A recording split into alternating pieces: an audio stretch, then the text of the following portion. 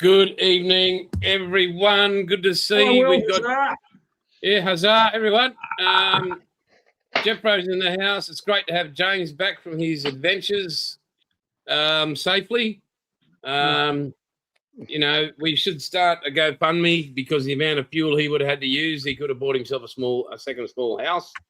Good to see Dom from the Netherlands in, Jimmy from Chicago. Hi, Dom. Paul from Mexico, Bilge from Upper Mexico. So Pom Built's in the house. We got 11 sitting in chat, guys. If you could, straight up, Evening, Luke. give us a like, Aubrey. give us a whatever. That'd be great. Just to maybe start spreading it or whatever. We get some more people that have nothing to do with their Sunday night in here. Oh, puppy. Spread it like a disease. Yeah, spread it like a disease. First up, as the topic said, lest we forget was the name of tonight's episode. Now, for the Australian viewers, you all know what that means. For the American overseas viewers, you may or may not. I'm pretty sure Jimmy knows. I'm not sure if Dom knows. But everybody else in the house What am I patting you for? knows what's going on. Maybe in chat, you know what Anzac Day is about. It happened here yesterday here in Australia. And I'm just going to go through, the only military minds in here would be myself, James, and a stoker. Cheap shot. I thought it was correct. What Yeah, mate, I'd see somebody about that itchy eye you've got there, Bilge. Isn't that how you stokers check your temperature? Or each other's? Or is that as far as you can count? I love you, brother. Mate, besides what you did to hey Aubrey, besides what you did to make Anzac Day great for everybody else, what was your big takeaway from yesterday? What did you get up to, mate? I had my own private little service at home, Very good. my own personal cold set up, and then I waited for the Gallipoli live stream Oh, very good, mate. because I have a family member buried there. Did you rig up or what? Say again? Did you rig up? I was prim and proper. Did you put some bright and shinies on? I don't have any bright and shinies, but I stood to. Very good, mate. At the hoe. Very good. Yeah, I'm trying to explain like when the kids come in and all that out yesterday, but I'll get into mine later. But so a very quiet one, very respectful one. Very good, mate. But you know, on the same note too, it's not weak to shed a tear when Nope, not at all. it comes to what Yeah, it's those pretty boys- moving. Every year, mate. Have you got that little pin there? I'd just like you to hold it up to the camera and show James what a real, true warship looks like. Oh, you mean this one? No, the real one, the one for the men. That served on a real I world think I lost warship. it, Mark. Yeah, I think I lost. Oh, well, yeah. hang You on. better hold it up so I've James got can this see what a little real crap warship is. here. Oh, look at that! No. Oh, look at that! That's a man's warship right there. What the fuck are Yeah, you just talking to about show you there, the numbers Jason? on 41. That is the Like, protector of all. Sitting I thought it was a ferry. up there. Look at that. Oh. Now Who said it's a ferry? now that. Oh, notice how he cuts me off big really quick. Well, Oh, we're going to the cook. yeah, right. Who Jesus. called the bath to the That's cook? it. Oh, look at that! Look at that! He's Who got a could gay cook pride the sticker there. Manly Warringah, gay pride. Yeah, next you'll have a Right. Titans one on there. You gotta go. Jesus. Woo, Mate, boy! You feel the Real love of bullshit. Anzac Yeah, Week. right. Can we have Is your that a pink face? unicorn over there on the You side? know what? You know what? You put so much shit on the lower decks. Maybe you should start picking on the middle decks a little more. No, because I like James. He That, made that, good food. that. James cooked. James was awesome. James fed my needs. Bloody. He didn't attend to my loving, but yeah. Just because we kept the dynamos turning that gave you power to play with your long cylindrical phallic objects doesn't mean He had natural gas. He had natural gas, James did. He didn't need you. James, What were we? What ship were you just dribbling about? the greatest ship in the fleet. Decommissioned, Mamie not Ferry. not this new one. All fancy crap. Oh, hang on. Not The even my Hobart, camera. mate, is what you're after. That's how great I am. There we go. The Hobart, Um, mate. Oh no, he's wearing. Oh Jesus Christ, help me. Hang on, just take. Oh, that's better. That's why they won. Oh no, you're killing me. Yeah. So yesterday, the two kids and I and my dog Bonnie, we went to the local march in downtown Caboolture. We survived. We didn't get stabbed or run over, but we did come out of it drowned rats at the ends. So did They the don't other call two. it crime bulcher for nothing. It's Scabulture, because they pick all their meth scabs. Oh, have you heard that one? Scabulcher, because they pick all their meth scabs. My wife looks at her daughter lives there. So yeah, so it was good. And as Jason alluded to, I'd been away for a bit on the road. I got home Thursday afternoon. So that was 23 days on the road. Wow. Yeah. Good trip. Long trip, tiring trip, but well worth it for what we had to go do. Tim finished 30th. He finished 30th out of 58 in the national championships. That's bloody brilliant. So yeah.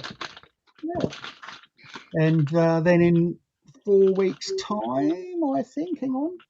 No, 3 weeks' time. We'll be off to Sydney for literally 3 nights. By the time we get there Friday, he'll get out on Friday the 22nd, I think it is, of May. He'll get out there and do some warm-up laps, and he'll National Series race on the Saturday, National Series round 4 on the Sunday, and then we'll leave to come home again. Would that be at Sydney Olympic Park or? No, out at MacArthur. Okay. Oh, sorry. So, well, if MacArthur I can survive Caboolture, I'm sure, and Nowra, and Mornington Peninsula, Cerberus, I'm sure I can survive fucking Campbelltown again. Yeah, Cerberus, yes. If you can get, Albatross. Albatross. Yeah. That said, if I can survive Nowra, it's not too bad. I still remember, like, a bit of war stories here. So I went from Watson. I asked to do the Pirates course down at Albatross, and I get the front gate. I get the boom gate there, and our mate said, "Oh, look, mate, anything you need, you just ask me. I can get you anything you need." I says, "Well, what do you?" It wasn't that I was naive, but I'd never been in the drug scene. He's gone, "Mate, I can get you pot, whatever you need. You just let me know, and we'll hook you up." I'm like, "You're not supposed to be drugs in the Navy," but obviously, I was. You go to the kebab shop late enough, mate, you can get whatever you want for that extra 50. I mean, HMA is Albatross kebab shop. Yeah. So what did you put your bright and shinies on? I did. They become very wet and shiny. Or wet and right. cloudy.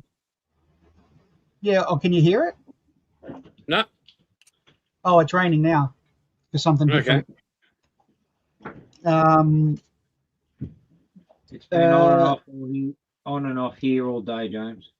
Yeah. So Yeah, I put on my suit and my bits, and Can't see it. Tim wore my granddad, so his great grandfather's World War II medals.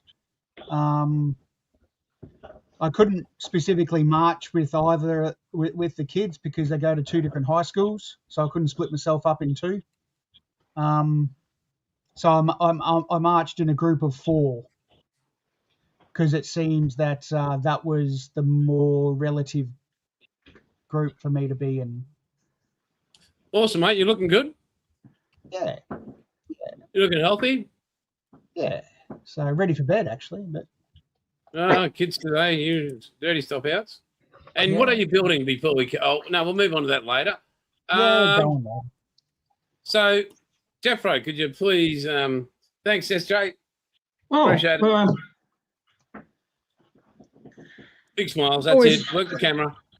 always comes as a surprise. Well, I joined the Pres yesterday down at the dawn service at down at Coffs.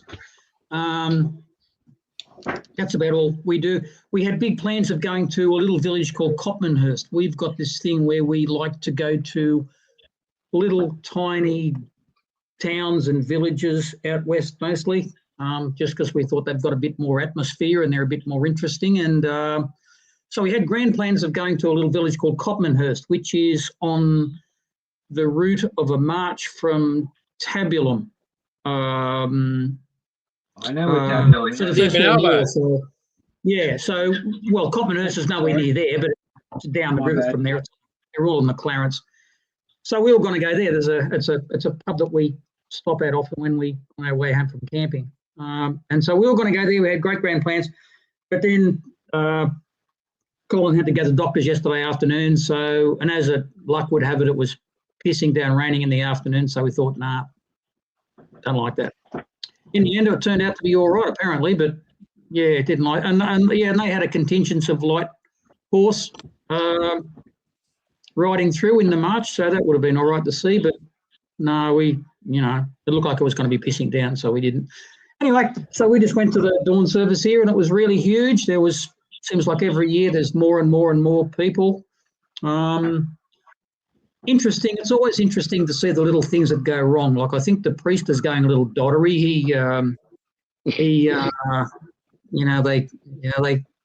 They repeat this little bit or that little bit. I think there was a Navy squadron there, and I think they got told to stand at ease twice in about 30 seconds, and the whole thing was all over. It was actually they had a primary school kid do the reveille in the last post, and she was really good. As soon as they said, "Oh, so and so from a primary school is going to do this," I thought, "Oh, see how she goes." And she turned out she was awesome.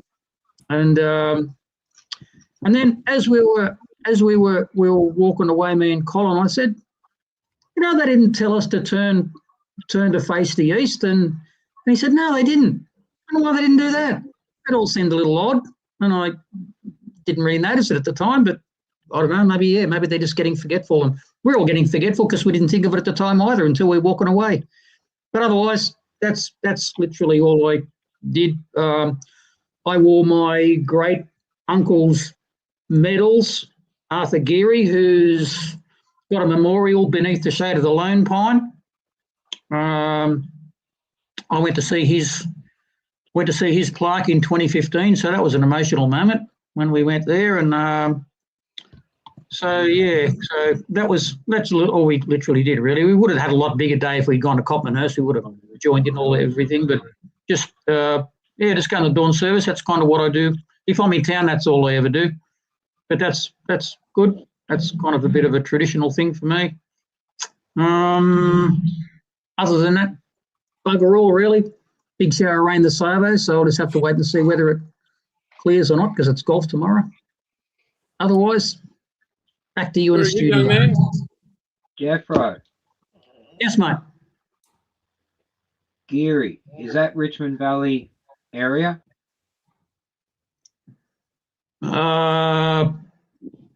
Where he comes from? Because the name rings a bell. I've got a sneak Edmund. suspicion. Edmund Arthur Geary. I don't know. He's on my dad's. When I was cleaning the memorials, I took the time to look at all surnames, and Geary ring a bell. I don't know. I'll have to have a look. My dad's family comes from Tamworth, so I'm guessing probably there. Although I did look up once. But, He actually, he's got a memorial. I'm not far from Tabulum, bro. Yeah. Oh no, he wouldn't have. I don't know. I'd have to go back and have a look. He's actually got a memorial too at Rookwood Cemetery in Sydney. Yep. That I actually found. Of course, because that was the thing. Like when the POWs used to report home, they'd say, you know, oh, this is as good as Rookwood Hotel. Hmm. Well, we're going to move on to young Paul. Live. Oh, wherever he is. young's debatable. Sydney, Jason. Mhm. Yeah. I've been up since 4:30, watched the dawn service, then did what Bilge did, watched the Gallipoli one and the one from France, had a nap, and that's about it.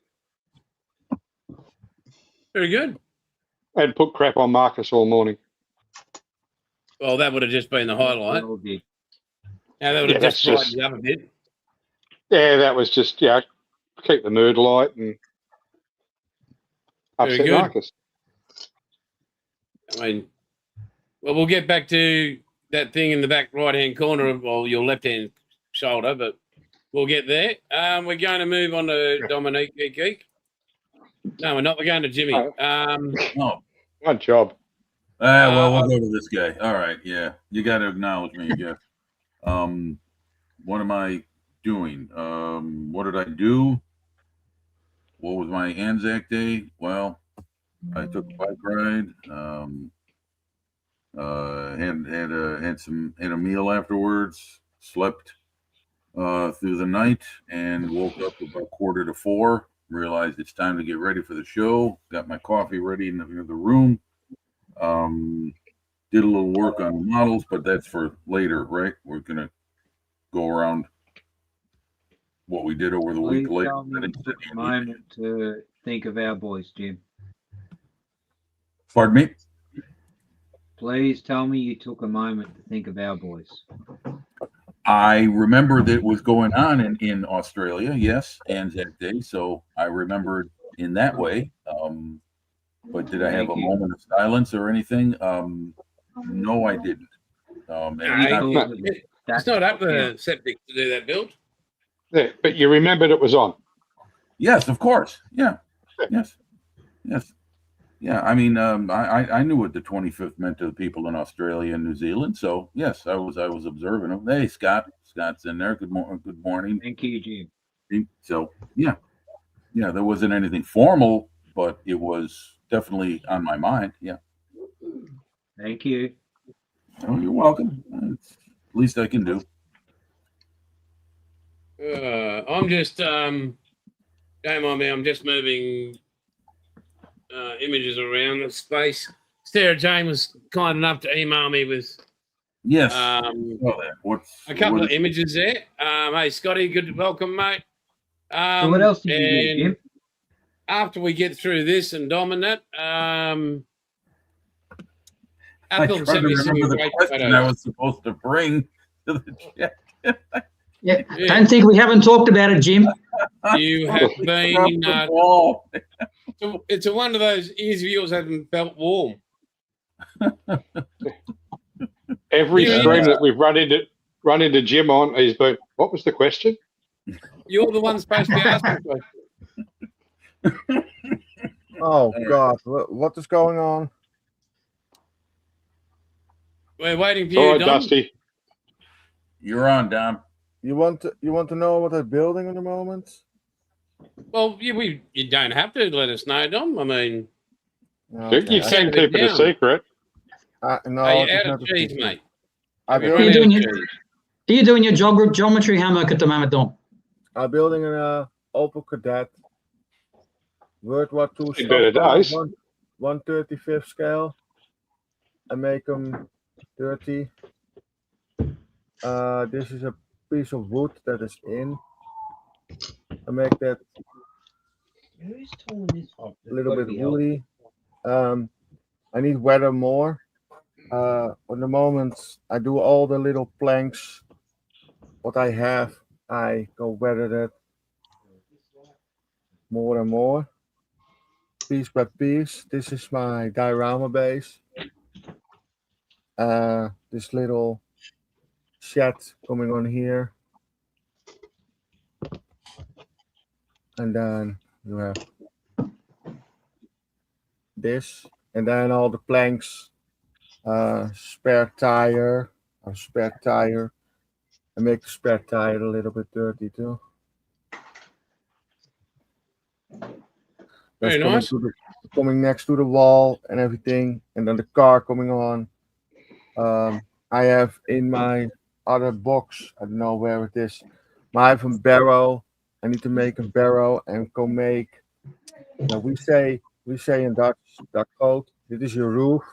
Your water going off, going in a little tube, and going to here, and then going in a water barrel or a drum. That's what I call scratch build. That is work in progress. Dus I go to finish this. I go weather everything, and I go looking for that little tube in the background, and I go do the front, the sides. I go make also good lines that look like nice, and I painted black. That's what they're doing now.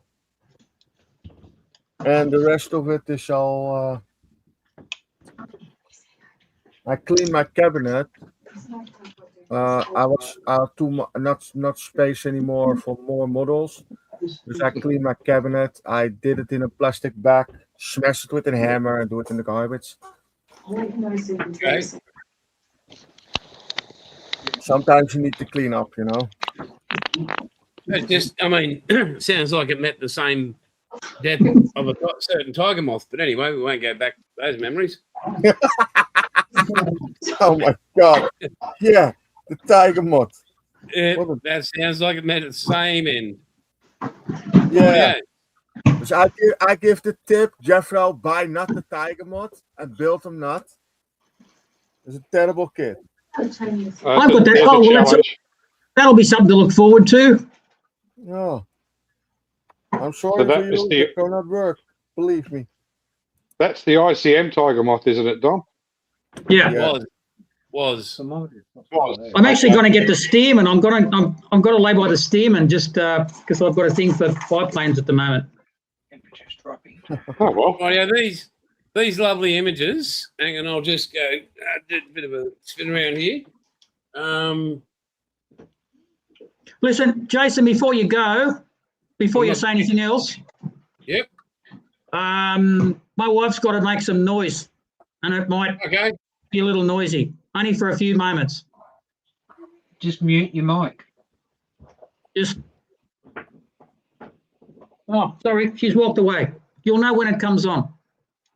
Yeah, but if need be, just mute your mic. We won't hear it. Yeah, I can do that, I You'll suppose. be right. These images were provided from Sarah Jane. Wow. Absolutely beautiful. Very, very humbling.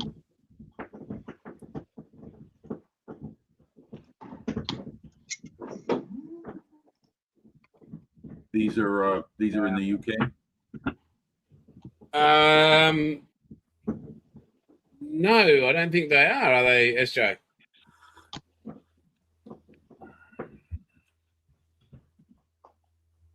She got to pop up. Oh, you have some. I think she put some information with it. I've just got it hidden there behind those photos, and I don't want to get rid of it. But thank you very, very much. Yeah. Hang on. Let me move the email back It's a here. challenge, Sarah Jane. A picture of what I spent most of the week working on. Let me go here. So these old pictures She dug them out. She did the World War I battlefield tour. The statue is called Cobbers at Fromelles battlefield. This is where the soldiers of Gallipoli were sent onto the Western Front. The other picture shows 2 mass graves of Anzac soldiers. They were massacred when they first attacked there, and the wall behind are the names that those who were never found. So thank you very, very much. The unknown. Sensational. It was a bit Thank to you, try and sir, remember. Joe. Yeah, much appreciated. Right. Well, I've still got the shirt on. Good service in the morning. No, I didn't put any bright and shinies on. But we didn't know, since we only moved here last year, that Anzac Day here, because the big service is in town in Gladstone, about 15, 20k away. But at about 11:30, all of a sudden the daughters come running out going, there's a marching band out the front. And I've got it on the phone. I'll download it for next week out of my phone. But yeah, full military band, marching band, followed by servicemen, ex-servicemen, followed by Army cadets, followed by Willie's Jeeps. 3 of them, I believe there were. Then there was the Cubs and the Scouts, and a couple of Ventures were in them. And then coming up the rear was a few of the really old, like the older vets that couldn't. But there was one old digger, he had his bright and shinies on, and they'd come from the golf club. It's still about a 2k walk to get from there to where, and that's up the hill, and they'd go down a big hill, and then the next one's a bit steeper. But I took some good video of it, so I'll share that next week. I just remember my family's and mine, and I remember Bilger's, and I remember James's service. I think, my old man, he sent me a photo of when he was a younger man, and I'll try and share it. I'll do that next week anyway. But he's standing on top. This is Vietnam days. Literally standing on the top of an Iroquois. It's pretty darn cool. James had an idea. Very good. Not while I was going. No, mate, no. Of a diorama. So, but it'd be hard to do a diorama without like finding somebody who could 3D print my old man back in that day. I mean, his ginger hair's there just shining in the sun. So yeah, he had a bit of a decent day yesterday. And yeah, pretty solemn. My elder sister to send me a photo of one of my uncles who was a chief petty officer. And Bill just sent me a photo here, I think. Yes, I did. It's in Messenger. Of the Cenotaph. In Lismore. Yeah, I'll have to download that. No, it's all good, Buff. It's all good. We can rock that on next week. So, thank you very, very much, SJ. Really appreciate it. We are going to go. I mean, it's eeny, meeny, miny, mo thing at the moment. So we're going to start with the mouth of the south. Jimmy, what are you up to, mate? Show us what you're building. And I'm going to duck off and make a brew while you entertain the people here. You are the voice. You're going to keep my face on big screen the whole time? Yeah, well, Yep. mate, I can't be here to take it down, can I? Oh, good Lord. All Entertain right. us. Well, I've Us to you. been doing much modeling, just more work on the airplane, the Key 100. I put the yellow on the leading edges, wing ID panels. And at first I was going to paint the whole thing, and then paint the yellow in after it was done, and I decided to the hell with it. I'll do it first, mask it off, and then paint the green on top. I've got the bottom painted with the aluminum. I'll go back over it, obviously, to touch up the flying surfaces, which were painted this gray color. And I'm going to be using this khaki green. This is actually a British World War II armor color, but it's a nice combination of green brown, which fits this airplane. A lot of these Key 100s were painted with an olive brown upper surface, not straight Japanese Army green like most aircraft were. So I found that to be the best thing I got in my my stash. It's close enough, in other words, and that's good enough for me. So yes, this thing. Oh my God. Oh man, did I do enough on that? Oh shit! I just realized I scratched the hell out of. You can't see it, can you? No, the lighting here is terrible. I just scratched the shit out of the cowling. I gotta go back and patch that up before I start all over again. What the fuck? Anyway, all right, we'll put that back. Let's see. Been working on the Panzer IV. Been doing Welcome to my world, Jim. weld seam work here on the bottom. The panels fit, but there was gaps, so I decided to use styrene strip, very thin styrene strips. I lay them down in there, glue them down, and then soften them up with liquid glue, Tamiya, and then take a knife. That's a knife, and go along there and rough them up like weld seams.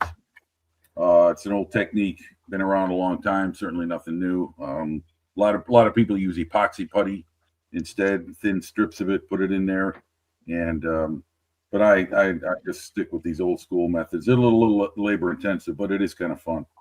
It looks good under a coat of paint too. Yeah, I'm coming along slowly on this, spending more time here than on the airplane.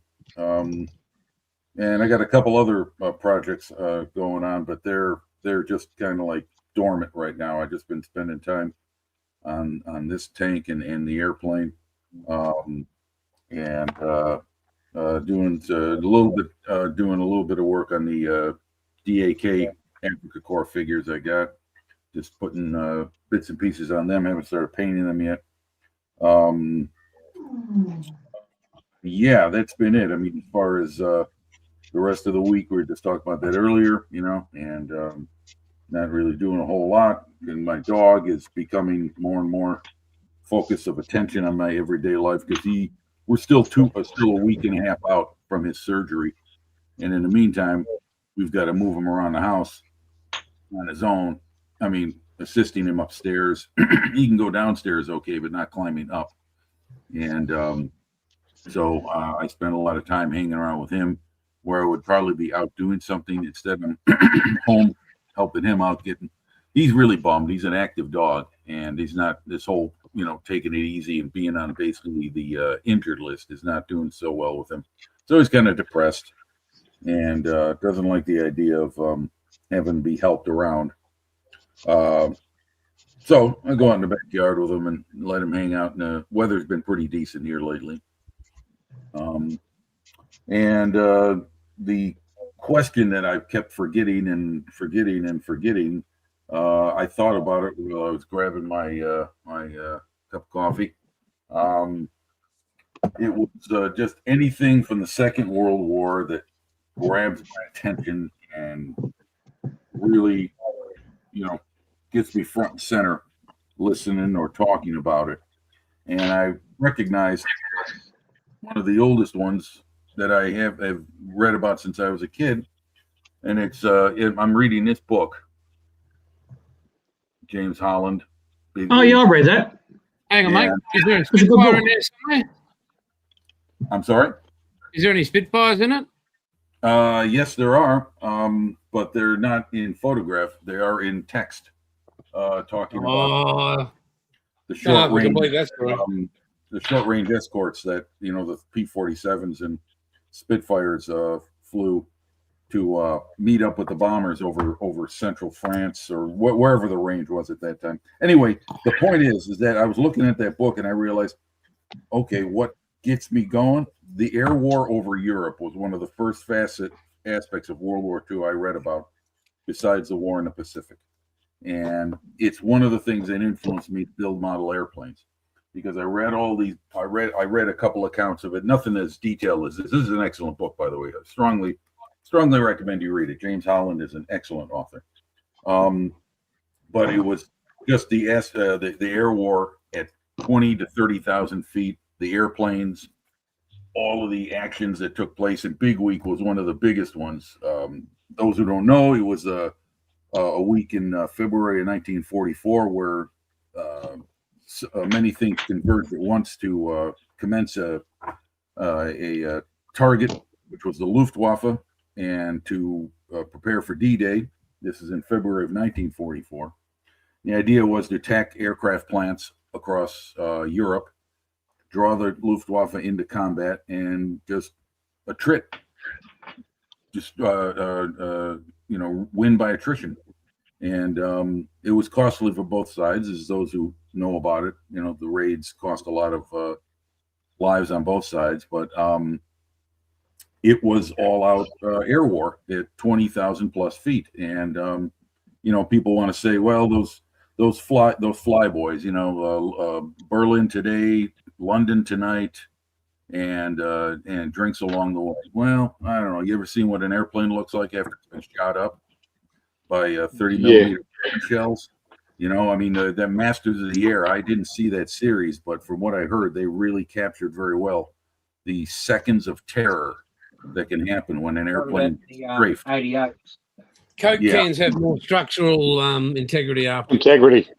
Yeah, the old 40 foul aluminium sheet didn't stop.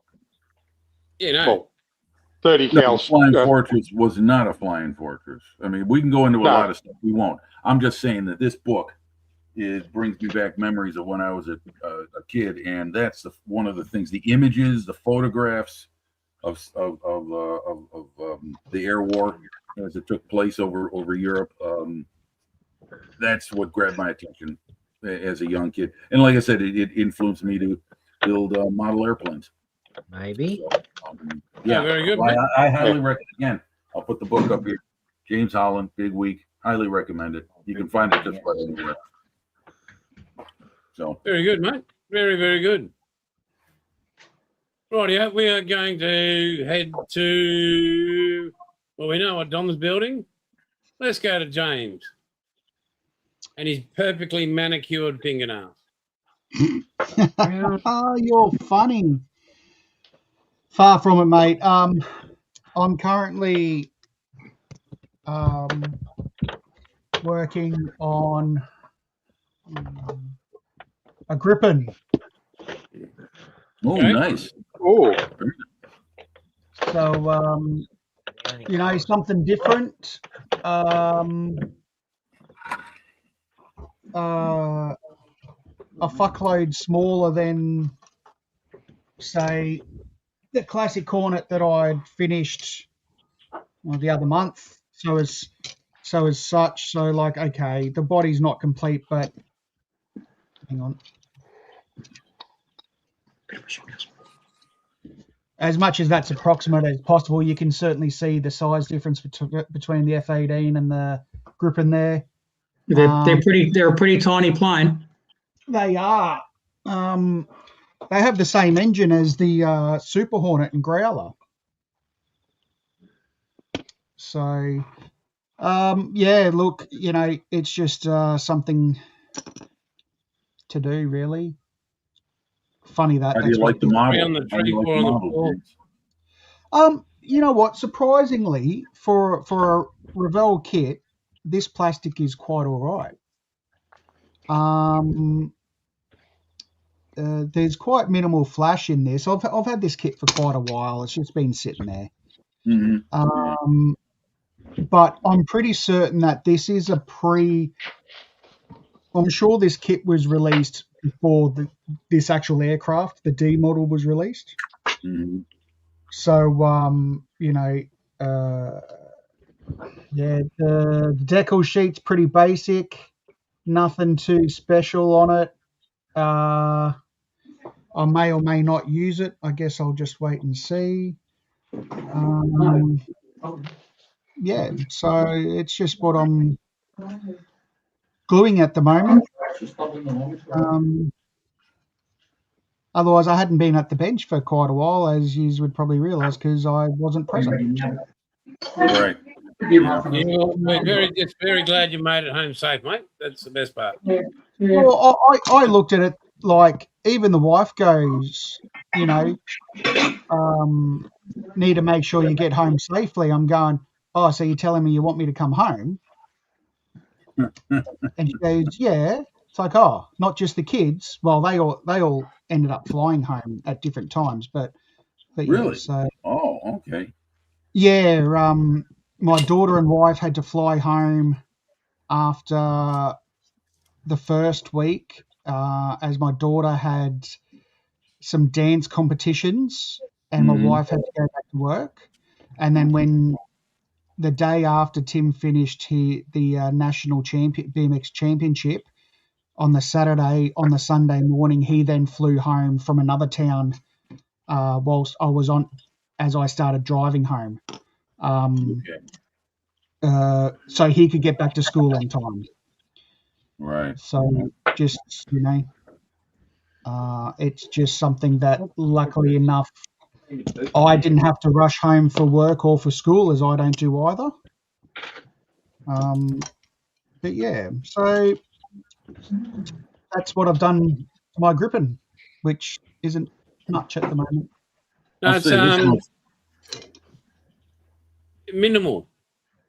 Yeah, I think that's Yeah, it's 1, good. 2, 3, 4, 5. I think that's 7 parts. I'd agree, mate. Well done. So we're going on to Paul. Yeah. Okay. Well, And his incredible. I've been playing with a little tank. It doesn't look little. A water tank, fuel No, tank. not quite. Oh. This one. Oh, Yeah, right. looks nice. Looks very nice. Yeah, this little one. Is it in primer, is it?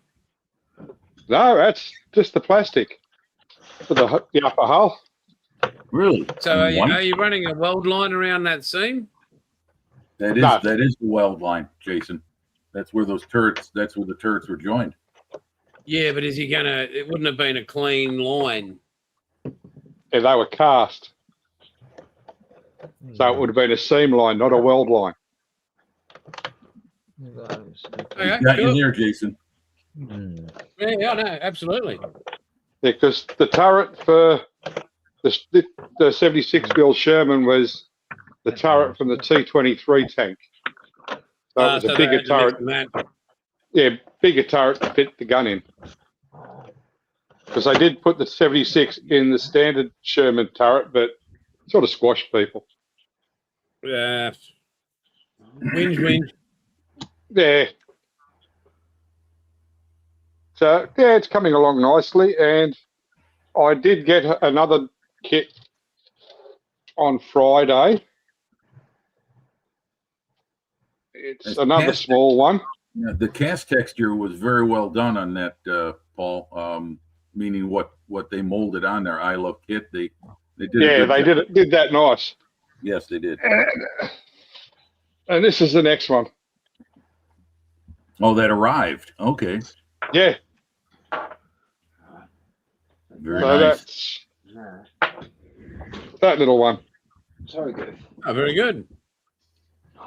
All right. And there's 2 more coming. So I've gone down the 1/16th rabbit hole. So 2,200 pieces in this kit, and most of them are the tracks. Yeah, that's Beauty. right. They've got a lot of parts per assembly. You're right. Yeah. Lovely, darling. Where is it?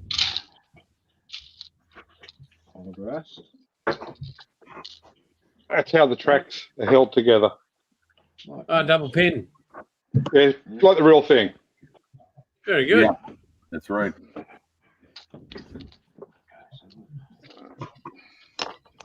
Just slides in nice and easy. If bloody wanted with that many cracks too.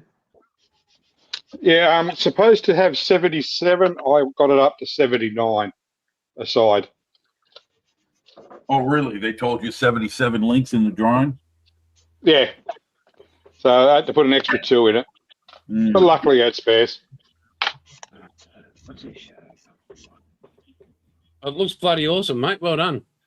I'm getting there with it. Quite happy with it. Then it's going to be the fun part of making it dirty. Yeah. Or is that the easy part? Yes and no. Could you really get it Is it- wrong? Yeah. But then you battle damage it and blow it up. Bloody awesome, mate. Well done. I'm quite enjoying it. Excellent. But as you can see, there's nothing in it. No, it's very empty. Hollow. Yeah. Well, the full interior kit would probably cost double. Those blokes are only half the men they used to be. Yeah. That's what happens when you're in a tank. Wow. Maybe they meant 131. Sorry?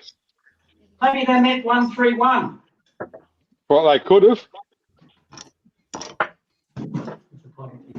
Because the decals in this kit are for a generic Sherman, so I don't know where it was or who it was served with. I just know it's an M4A1 76 wet. That would have been in Europe, Yeah. not North Africa. Those are Ladies and introduced gentlemen, I post-Tuesday. present to you a bilge rat on big screen. Oh, that is, mate. You got dry skin. Get some moisturiser. Get down below decks. I'm sure they'll cover your face or something. Mate, there's nothing that bearing grease can't fix. Is that what they call it Bearings? down there? Is that what they Is call that it? what you is that what you use for aftershave lotion? No, there was a few blown conrods down there. Oh, look, once you tear and bleed, you self-lubricate. Just get over it. Yeah.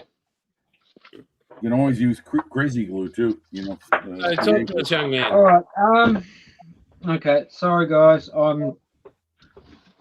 I asked a question of somebody earlier, and they said that my weathering was a little too light. So I'm trying to find some colours to try and pick up certain features of weathering, because long story short, there's a section of this hole that's Maybe the critical part. water. So I've already gone through and I've done the particular algae growth and a little bit of snot that builds up over a hole. But anyway, long story short, that's that. That's where I'm at. Good work, mate. And I need to do some more to it to bring it up to scratch before I move on with the hole.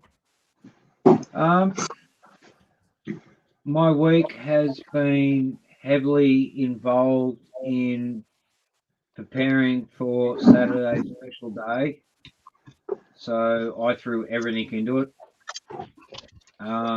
given the family history and oh, yes, okay, now come on, get your 5 seconds. You haven't had it. No, you get your 5 seconds. So, Puppy. So we did that, and we got very, very high praise from the RSL about the work that was going to be done. We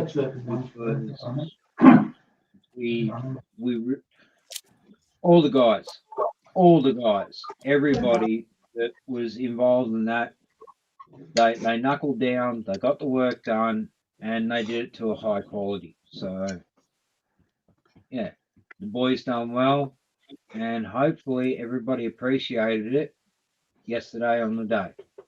I'm sure they did, mate. I'm sure they did. Well done. Congratulations.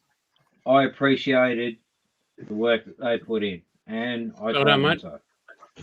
So Thank you, mate. You're Well, we're welcome. going to head. No, you're We're up, gonna mate. head Go on. We're going to head to Jeffro and his amazing Stuka. You took me by surprise. Oh, it's not that amazing. It's coming along. He's doing a great job, I've folks. got, Don't miss I've got my usual balls up things that are going on with it. I've got my usual issues with masking tape that's bringing me to tears, but it's coming along. So this is obviously my lighting's much more shit than everybody else's. This is Antileri G2, and so I'm trying to get out of the way of the line. So I decided I'm going to do something different, and I'm going to winter is coming, so I'm going to I've done the Splinter camo today, and it sort of went on fine. And I always had issues with masking tape ripping paint off, and it was only a minimum amount today. It was only like little bits here and there, and it wasn't a big drama. A little bit on the tail plane, a little bit here and there. And I was just taking the last bit off. I had to put one more little tiny.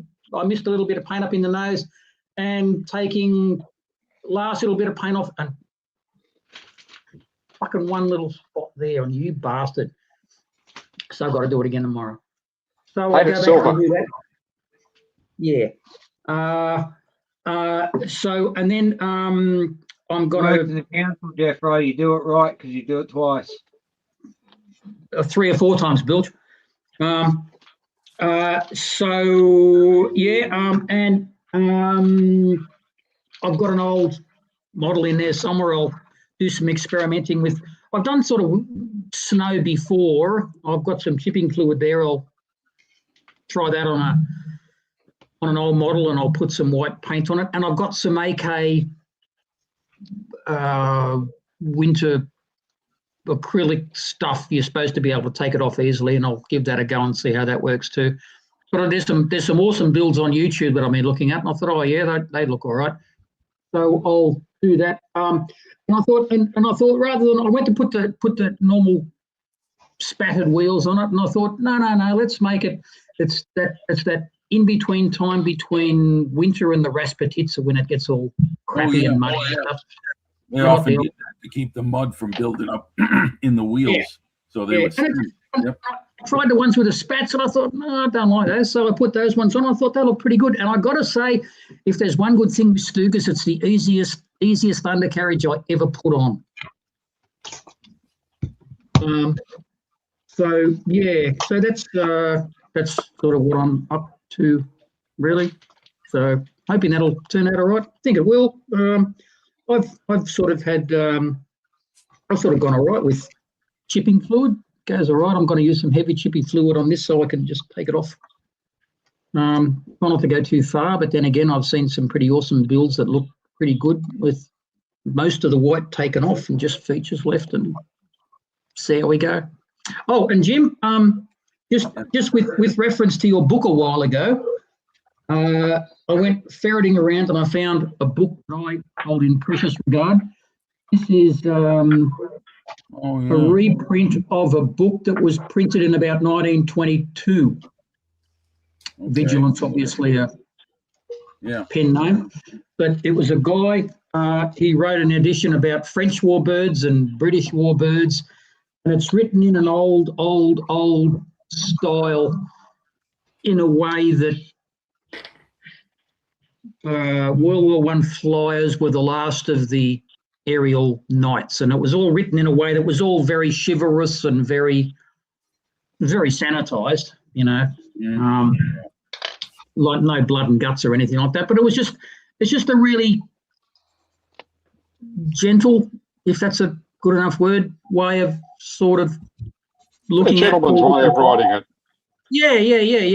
And it's just, and it's not, obviously there's a chapter about Richthofen, but there's other German pilots. There was a German pilot in Hong Kong, and there are other ones in the Middle East and all over, and the way that they had to look after their aircraft, there might be only maybe one mechanic there with them. Otherwise, they had to borrow and steal parts to keep their aircraft going and stuff. And it was just a really good book. And it's just, I don't know how many times I've read it now, but it's just a great book. And I've tried to find the British ones and the French one, but couldn't find them anywhere. So Dad was in a book club when he got it, and I'll doubt if I'll ever see one again. But yeah, just a favourite book. And I just thought, well, since you mentioned that book, which I have actually read, that Big Week, pretty good. Yeah, I just thought I might mention that one. So Yeah. there you go. Well, Very good, let me, Jason, do you have something to move on to? Because I had a couple of questions for Jeffro regarding his problem with the masking tape. Yeah, I've tried scrubbing. I've scrubbed all the screws. Tamiya. Okay. Tamiya, and there is a very high quality masking tape that I got from Bunnings, which is the same as Home Depot. But I take all the adhesion off it. I do all the stuff. I put it on. I put so much adhesion off it, you literally have to.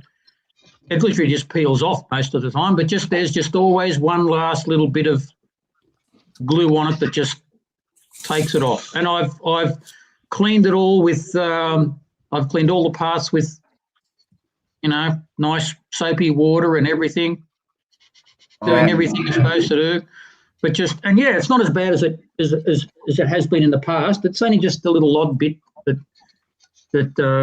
it took off. But yeah, I don't know. One thing I recommend is I don't have any isopropyl alcohol. No, Bunnings. I know. I'll have to get some. They didn't have any last time I was there. Okay. Take it up Sorry, to the Jim. manager. Yeah. Cold. Sorry, Jim. Back to I you. was just going to say, one thing I might recommend to you, and try it again on a scrap model and see what you come up with, is with this model, what I've done is when I painted things like the flying surfaces and the white around the band, the fuselage band, before I put the masking tape over anything, I clear coat it with a lacquer clear base and give that plenty of time to dry, set up, and then move on and do everything else you were just talking about as far as preparing the surface and detackifying the tape and everything. So that's because I too have got I used to have a lot more issues with that with the damn tape scraping pulling up paint. So that's one thing I'd recommend you give a try. Don't use an acrylic based clear. Try a lacquer based clear. Yeah, and it will ideally protect the surface underneath from the tape possibly damaging it. Yeah, I did do that. I did do that with the last one I did actually, and it kind of worked to an extent. For some reason, I noticed that it seems to happen a lot more with that with the underside, like with the pale blue you use on German aircraft. It seems to happen on that. If you put it over a darker paint, it seems to happen much less. What kind of paints are you using? Oh, there was a kind of paint that I was getting. I don't know. It was a guy in Queensland. He's not open anymore. I don't know what happened to him. Went to jail, I think. Okay. I had heard rumors to the same effect. Yes. Yeah. I don't know. So Obviously, you're using lacquer paint. You're using acrylic lacquer paint. Okay. Yeah. It's good because you want that. Yeah. That's why I use Outlaw, SMS. Yeah. Mr. Color, AK, the paint I'm gonna paint this model with. This is their acrylic lacquer line, not the third gen stuff, the water based. You don't use the third gen. I use third gen for figure painting, like when I'm going to paint figures and stuff like that. But I always put a lacquer primer underneath it. Getting back to what you're saying, I'd say keep trying at it with a clear coat before you do any masking. And sounds like you're doing everything else you can to it. I'm sorry to hear that because I know how fucking frustrating that is. Especially when you take it off so carefully. You take it off, and then you think, oh, you bastard. Yep, exactly. I mean, that's what I got with this thing. That goddamn scratch on the bottom of the cowling of the T100. Yeah. I mean, it wasn't due to tape, but I mean, it's those surface damages that you got to go back and patch over. Yeah. And then you got to cover up with more. It's just so fucking time. Yeah. And the trouble is, if it takes a patch off, it's so hard to disguise it. Yeah, you got to sand it. You got to feather the edges real good, and then you got to paint it over, and hope the paint covers up part of the deficiency too. I understand. So, Sarah Jane's got an interesting suggestion. Read that last comment. Humidity. Don't know. Seems to happen all different times of the year, so don't know. No, just a thought. But It can cause it, but not usually. yeah. No, it's very humid up here. But what I was going to say was I'm expecting a bit more because I've still got the bottom edge mask yet because I've got to keep that on there until I finish the white. Okay. So because I was a bit fanatical about doing the splinter because I thought I'll see how the splinter turns out. Maybe I'll change my mind and I'll just leave it with the splinter and won't bother with the white. But I thought no, bugger it. I'll keep going with the white and see how it goes. And so. Go ahead, Jeff. I'm sorry. I was just going to say when I take the white off, then I've got all that masking the blue one. I'm expecting I'll probably get a bit more, and we'll just have to wait and see how we go. Well, I'll use this airplane as an example. All right, say I'm going to paint the bottom side. What I do is I mask the bottom of the stabilizers. Yeah, do that. And then I only mask the leading and trailing edges of the wings. I don't go all around. Because with the airbrush, you can control so much how much paint goes out that with tape covering the outside trailing and leading edge of the wing bottom, you should be able to get away with it. The fuselage, different story. You're going to have to cover that. That's generally the worst bit. Right. Yeah. And the other thing I could recommend is, if you look closely at German aircraft and British aircraft of the Second World War, they had a very tight sprayed edge. To achieve that without masking, you can do that with a Post-it note. I use Post-it notes a lot on German aircraft. The upper surface, because it's a very light adhesive on the stick material, and you can simply you can do it one block of paint at a time. In other words, you know that splinter pattern is laid out. It's just little sections, geometric shapes that they put in there. Well, you just go about it one at a time with whatever color you're painting over. Like you got your black, green, dark green, right? Typical German, paint scheme.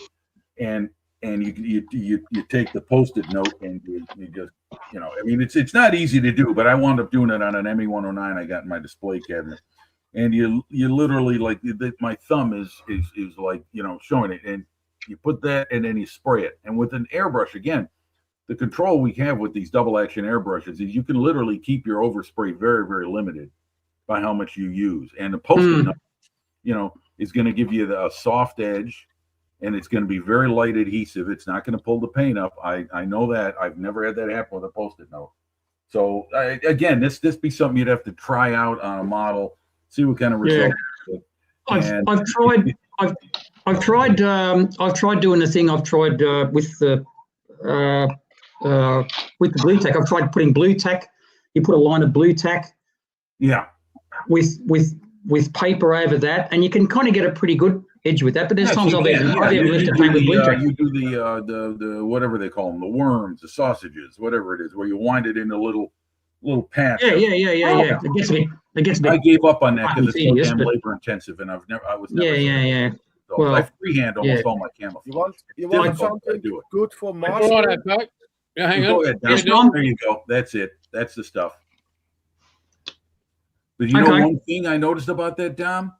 I don't know if you've experienced this too, but did you notice that stuff tends to settle and not allow there to be a slight gap along the edge you're trying to mask? In other words, it just settles right in and becomes a hard edge instead of giving you the opportunity to get a fogged edge.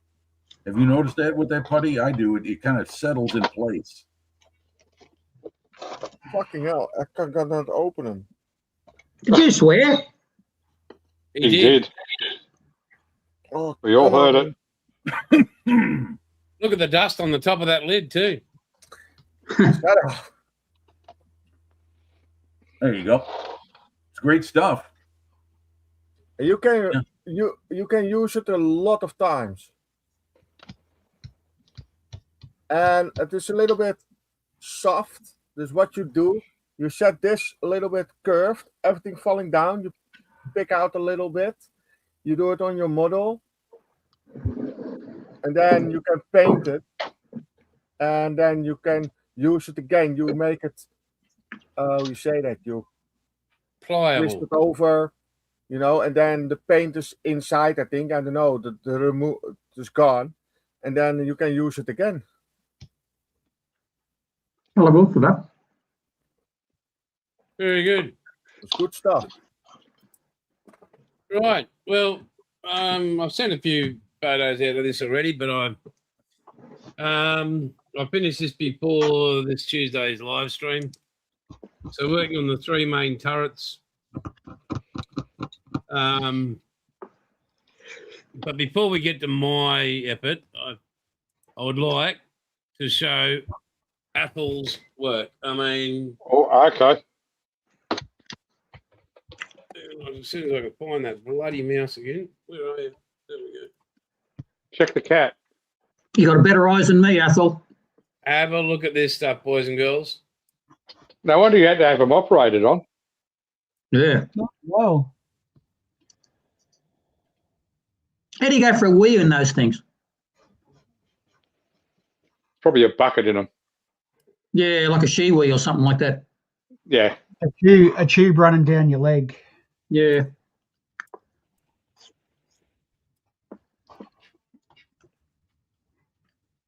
They're sensational work. Oh, there's the stoker of the outfit. How big are they, Athel? This Warhammer is 156. Okay. Well, they're tiny. About Very 28 mil. nice. Awesome work, Athel. Look at the dry brushing and that on that mate. Like Yeah. on the- Yeah.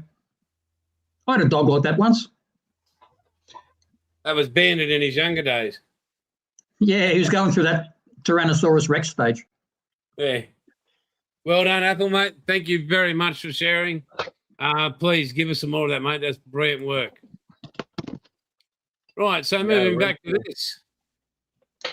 Right. I like Warhammer. So I've sent a few photos of a few people to show them when it was finished, but so that's all 1 mil.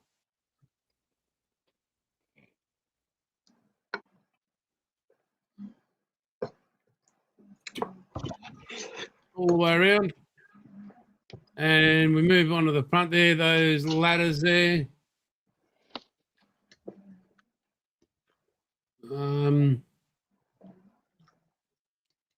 Side on, you can see they're raised off the surface.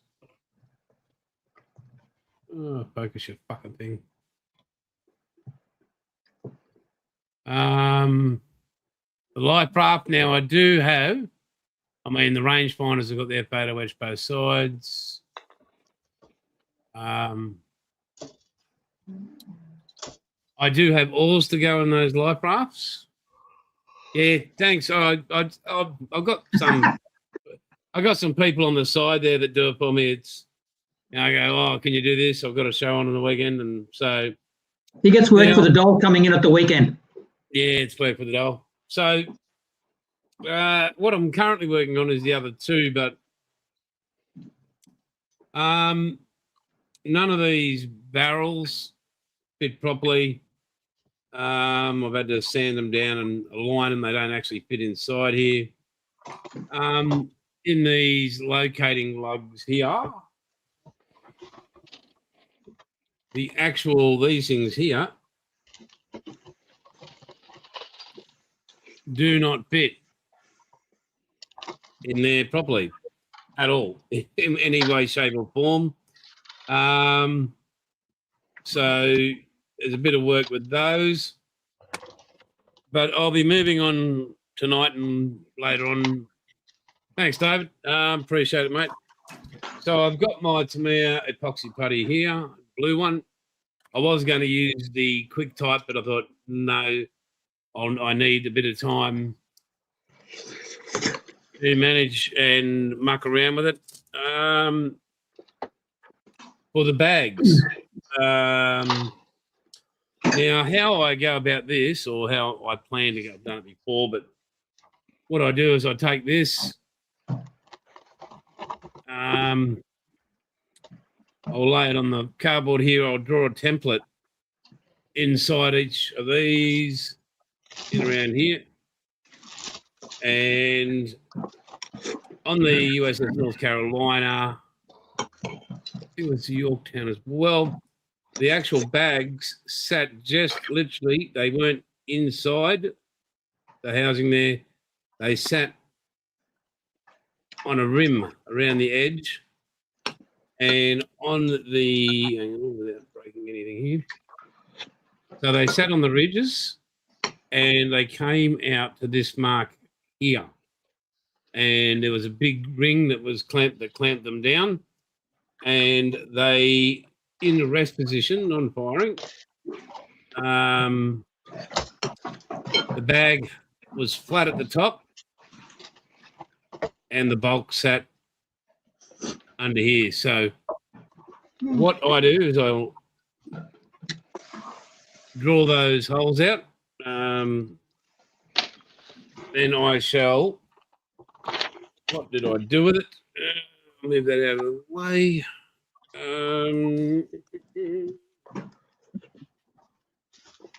Oh, what did I just do with it? Good God, here it is. Right. So this is an icky, sticky, fine paintbrush or applicator or whatever.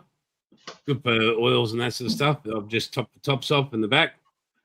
It's the right diameter, the same diameter as these barrels. And once I've drawn out on that cardboard, I will then locate the barrel upright, and I will then I'll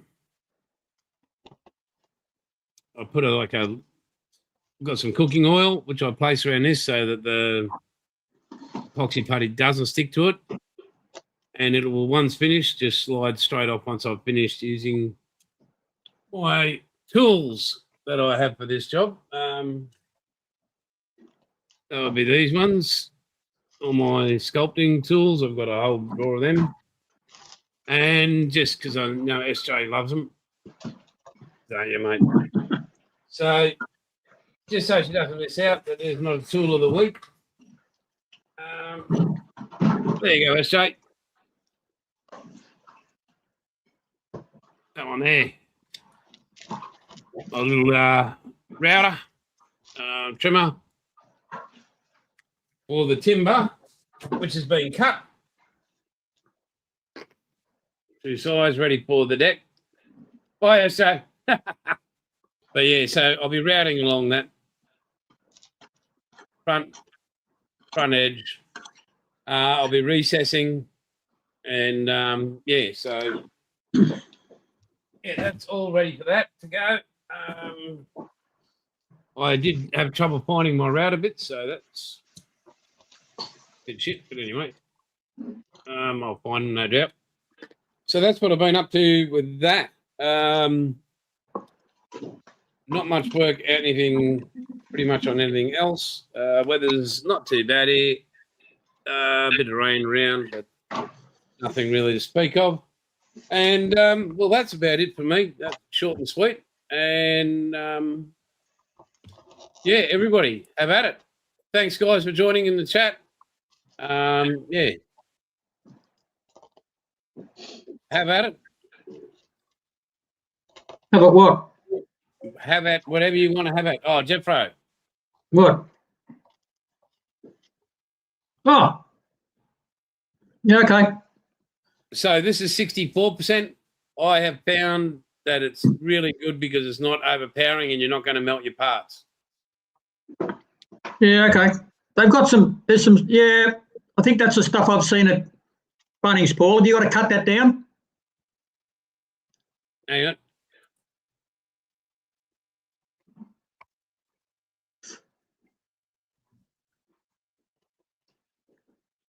He's not listening. He's on mute.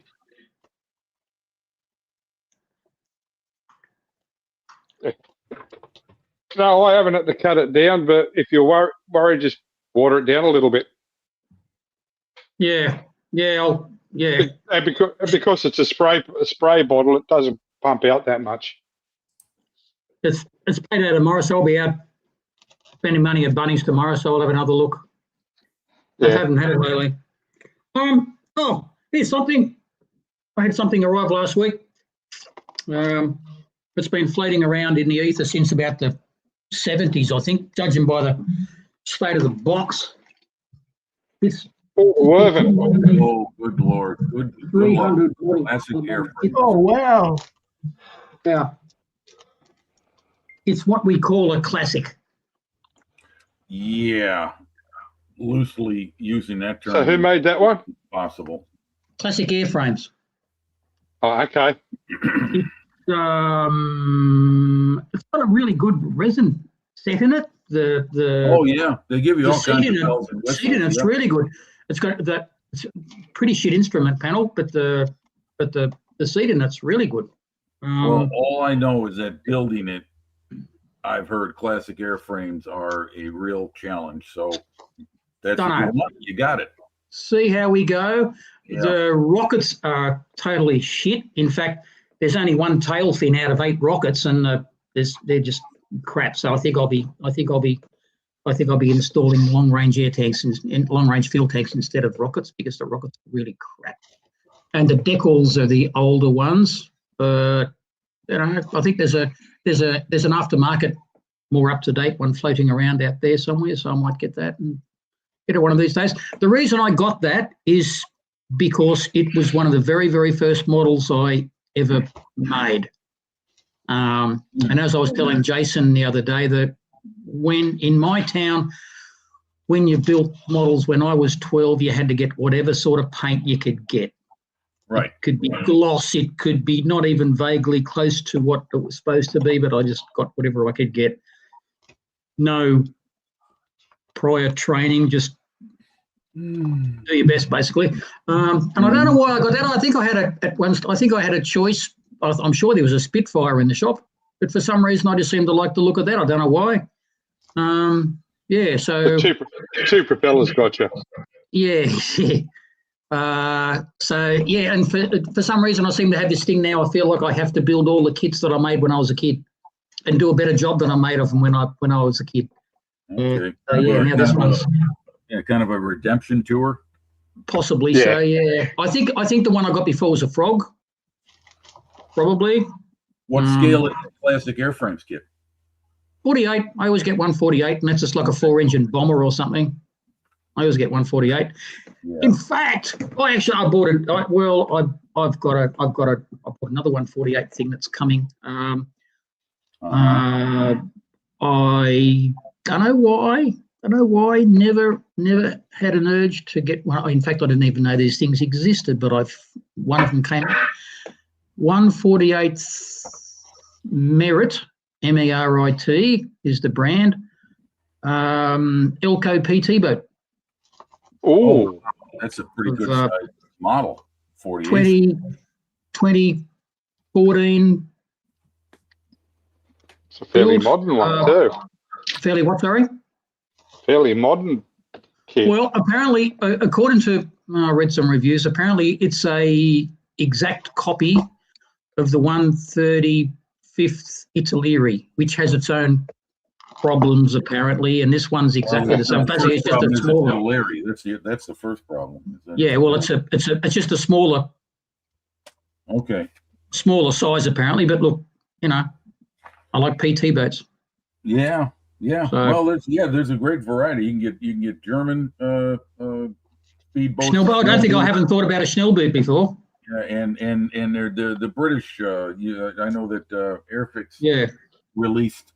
Isn't that in their classic their vintage classic range now? The Yeah. small scale British speedboat. I read a thing. Actually, the Elco was actually modelled on a British The MTB. MTV. Yeah, Probably was. Yep. yeah. No, it's just something different. Yeah, that's I agree with you. Yeah.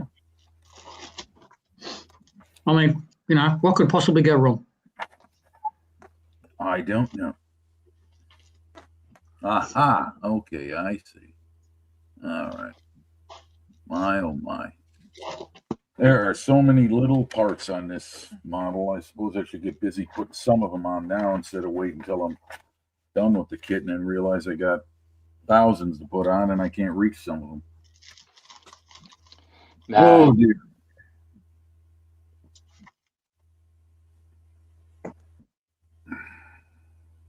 Yeah. Okay.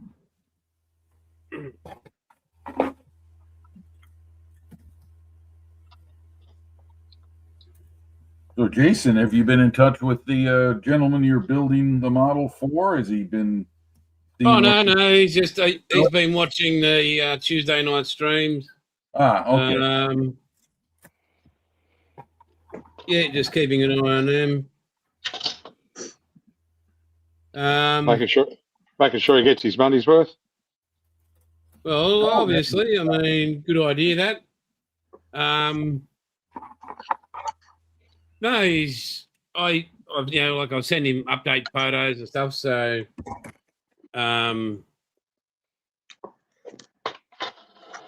it gives him a rough idea of what's going on in the world. So, Yes, sir. he's quite impressed with the work being done so far. So, some of us are, I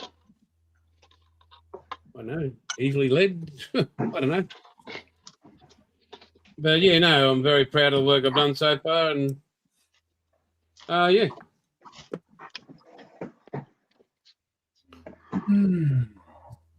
Yep.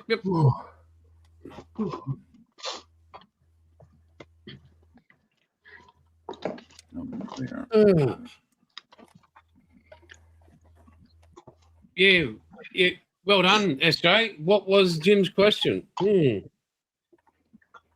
It's a secret. He spent the whole week wondering what the question was, and the question was for him to make a question, but All we right. don't want to confuse our senior citizen here. I deserve that. Let's see. Okay, well, as I said, James Holland's big week. Subject: air war over Europe, 1939 to 1945. Right, yeah, that leaves a lot, Jimmy. Only What 5 particular years. part?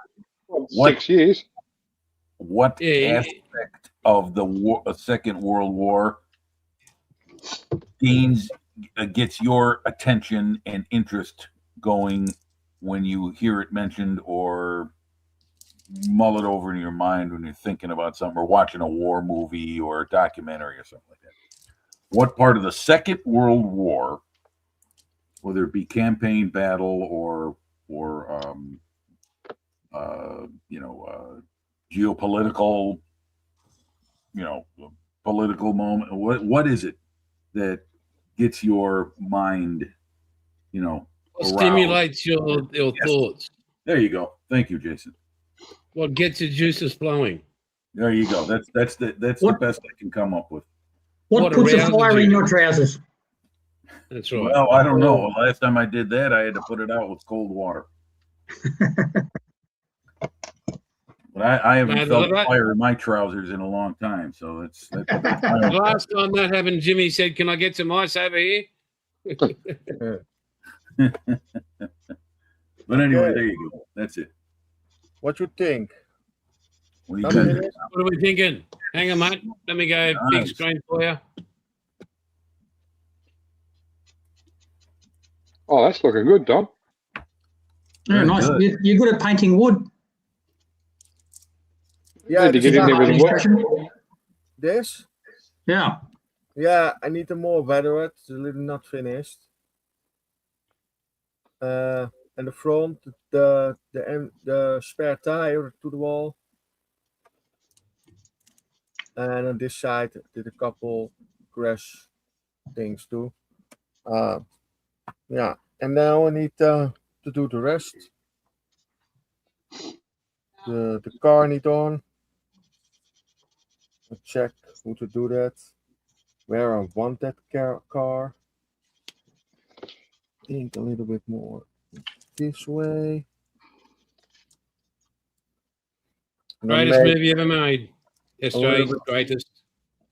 make a little bit more mud There you around go. the car. Oops. There you go. Thank you. Thank you, Sarah Jane. You got the ball rolling. Good. What is the greatest movie ever made? I Yeah. thought Debbie Does Dallas was. Oh, I'm not quite sure that was inspiring war. I think. Well, you don't know. There was a battle in that you might have taken on with a one-armed trouser snake, but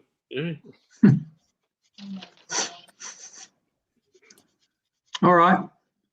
I've got a few different things. I've got an interest in. Don't know why I've got an interest in Guadalcanal, but I kind of got an interest in Guadalcanal. Midway, for some reason or other, got a few books on that. I've probably got more books on the bombing campaign over Germany. I've got many books on Bomber Command. But having said that, I think probably my main interest is anything to do with Normandy. Really? Okay. British sector, American sector, anything. Anything about, I've been there twice. Don't forget the done- Canadians. Don't forget. Oh, the Canadian. Canadians. Well, I did my mate and I did a 2-day American sector tour. The first time we went there, and the second time, Kath and I went to the British sector encompassing the Canadians. Yeah. And yeah, just anything about Normandy I just find is interesting. Yeah. Normandy. Yeah. The Normandy. Yeah. That's probably about it. Well, I'm actually in 1,000% agreement with SJ. I only watched the Battle of Britain Wednesday again. The music is fantastic. Love it. I actually got an old album which has Yeah. all the war stuff. So Yep. I know the one you're talking about. Jason, can you pick me up on the big screen to normal? hang on, mate. Hang on. I want to know what that syringe is for. It's better. Looks a bit That's for dodgy. getting the little bits of dust up. Do you really want to know? Okay, well, we're done. For what it's worth, 2 more pieces. I need to grab Um, my stuff. Okay, so SJ has the Battle of Britain as her the thing. But Jeff Rowe has Guadalcanal amongst others, but that's the one he Principally chose. Normandy. And okay, next. The Mosquito raid on the Gestapo prison. Okay, That I was don't know what pretty you're talking cool. about. Yep. That was a pretty cool one. That was another operation that couldn't be done. There was too much risk. It couldn't be done. But they did it anyway. Mosquitoes haven't flown that low and that fast ever. It can't happen. Look, just because they were bringing back foliage from Europe every time they flew low. Yeah. Yep. Well, they did get the job done doing it. Yes. With minimal casualties. That's right. Yeah, their biggest concern was killing the prisoners, or Yeah. killing the Yeah, guys. some did die in the raid, but that was Yes. that was to be expected because of Yeah, the impossibility to make it totally precision. No, that's right. That's right. But as you 300 said, miles an James, hour and dumb bombs.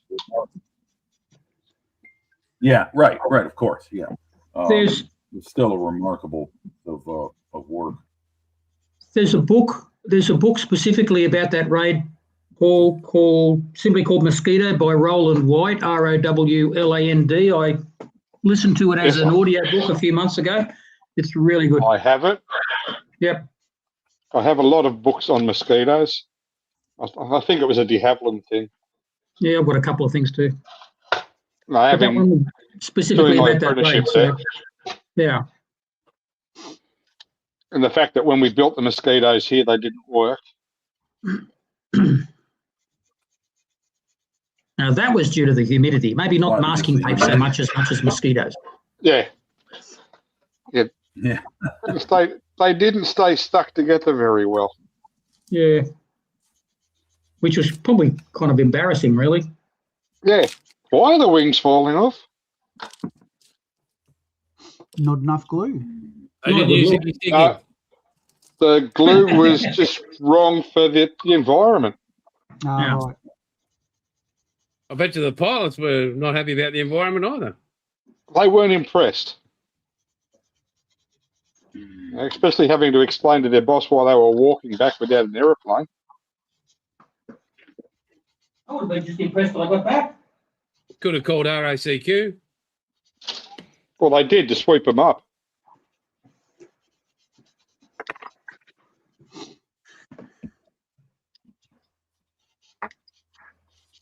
What about you, Yeah, Paul? James, sorry.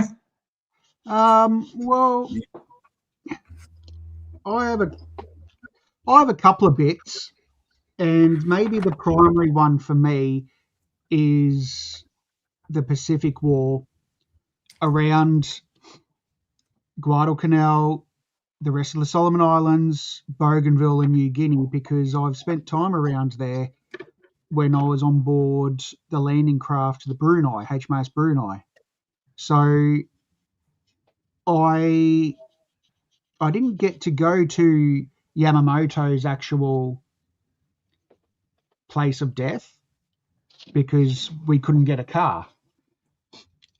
But we had if we had got the car, we would have been able to go. So I was chomping at the bit for that. Unfortunately, didn't quite make it. So that was near the town of Boona, or the village of Boona in Bougainville. Mm-hmm. Yeah. And so that was one trip I did. And then in the Solomon Islands, I did 3 trips there, and we everywhere we got sent to was like exactly where the guys were sent during the battle. It was just so surreal because you could sense exactly what they would have been sensing and feeling that morning or that night. I've forgotten the name of the specific area. It's off Gizo Island, and there was one particular day, the most American and Japanese aircraft were shot down off the coast of Gizo Island than the whole rest of the war put together just in one day. And when we were there in 2003 and 4, they were still finding undocumented aircraft wrecks with pilots still in them. Because there was thousands of aircraft that went down on this particular day. We did a Japanese tunnel tour. Now that was eye-opening not just because we're all too fucking tall for the tunnels, but that was just absolute eye-opening. There were, you know, Guadalcanal was the first battle that everyone got there by ships to go fight on an island. Mm-hmm. Okay. You know, they travel from the other end of each side of the Pacific Ocean. They go down to this part, you know, and they go. There was something like 18 miles from where the Americans landed to where the Japanese landed. It was only like 18 miles. Mhm. And then they went for a 3-week offensive in the middle of this island. The Japanese were pushed back. They left their water supplies, they left ammunition, they left their rice, they left their wounded. The Americans found them. They didn't want to take a chance with the food or water because they didn't know if it had been contaminated deliberately. Well, that would have been unfair. So Still to this day, Americans did the same thing to a cache they found. sound a bit of trust issues. Still to this day, if you were to go there, there's trees that have grown through what's left of tanks and landing craft and things like that. You could still find remnants of either from artillery shells, bits of aircraft, and or trucks. There is an absolutely massive Japanese memorial that was paid for, I think it was by the Americans at the time. And the Japanese didn't actually believe it until they sent some of their officials there. This was like not long before the 2000s that this memorial was built. And the Japanese didn't believe that the Americans had done this until they actually sent officials there, and they were gobsmacked that the Americans actually did all of this for the lost personnel of their enemy. Any particular reason why the Japanese didn't build their own? Because they never Like went the back. Germans did in France? They never went back. Right. They've never been back. There are, from what I'm led to believe, I may be wrong, and please tell me if I'm wrong, there are no Japanese funded cemeteries and or memorial stones. Right. The Japanese You mean outside tried of to Japan? World Yeah, War yeah, yeah. II Okay. from the younger generations. It was never From taught to Japan. Because but it's like the German cemeteries in France, like I can't remember I think the main German one in World War I is Langemark, I think, something like that, and the main one in Germany is oh God, I've had a mental blank, can't remember, but their style of memorial is 100% different than the Americans. It's much more Germanic. It's a much more solemn sort of well, maybe not solemn. It's a lot more low key than what the very Americans are. Most of the memorials there's multiple people buried in each one, and they're beautiful cemeteries. They're nice cemeteries, but they're just completely a different style than what the American and the Commonwealth ones are. They're just totally, because they said, just do whatever you want with them. Basically, just you design your own cemetery, and they're awesome. But yeah, they're just totally different. So it was a few years ago now that they released the details of the Japanese midget submarine off Sydney Heads, and how a bunch of scuba divers had actually found it like so long ago, and they were sworn to secrecy. the Japanese didn't actually believe it was one of theirs until Australia went and gave them the proof that it was the one that they couldn't account for that attacked Sydney Harbour. And when those scuba divers had gone down and taken video evidence of it all, and then they went back with all the diagrams and stuff of what the submarine could have been, only then the Japanese accepted that it was one of theirs. And that, The boys on HMAS Cuttable don't get much recognition at all. no. And it's the Australians that nominated it as a war grave, not the Japanese. Gentlemen, one blast bag. That's very phallic.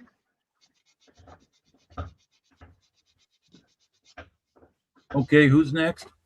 Don't they have one? Didn't they have one big one that went all over across the whole three, or is No, just individual? all individual. Oh, okay. All individual. Right. So yeah, well, that's how that works. So yeah, I'll be moving on. Each barrel has an individual blast bag, Jeffro. Yeah, okay. I always thought, Whether It's single not one current, blast, they'd be them all. So triple current, Okay. quad current. They're all single blast bags. right, is that just an allied thing, or is that for all battleship all main turrets? battleship main turrets, all- because each barrel Yeah. fires individually. Right.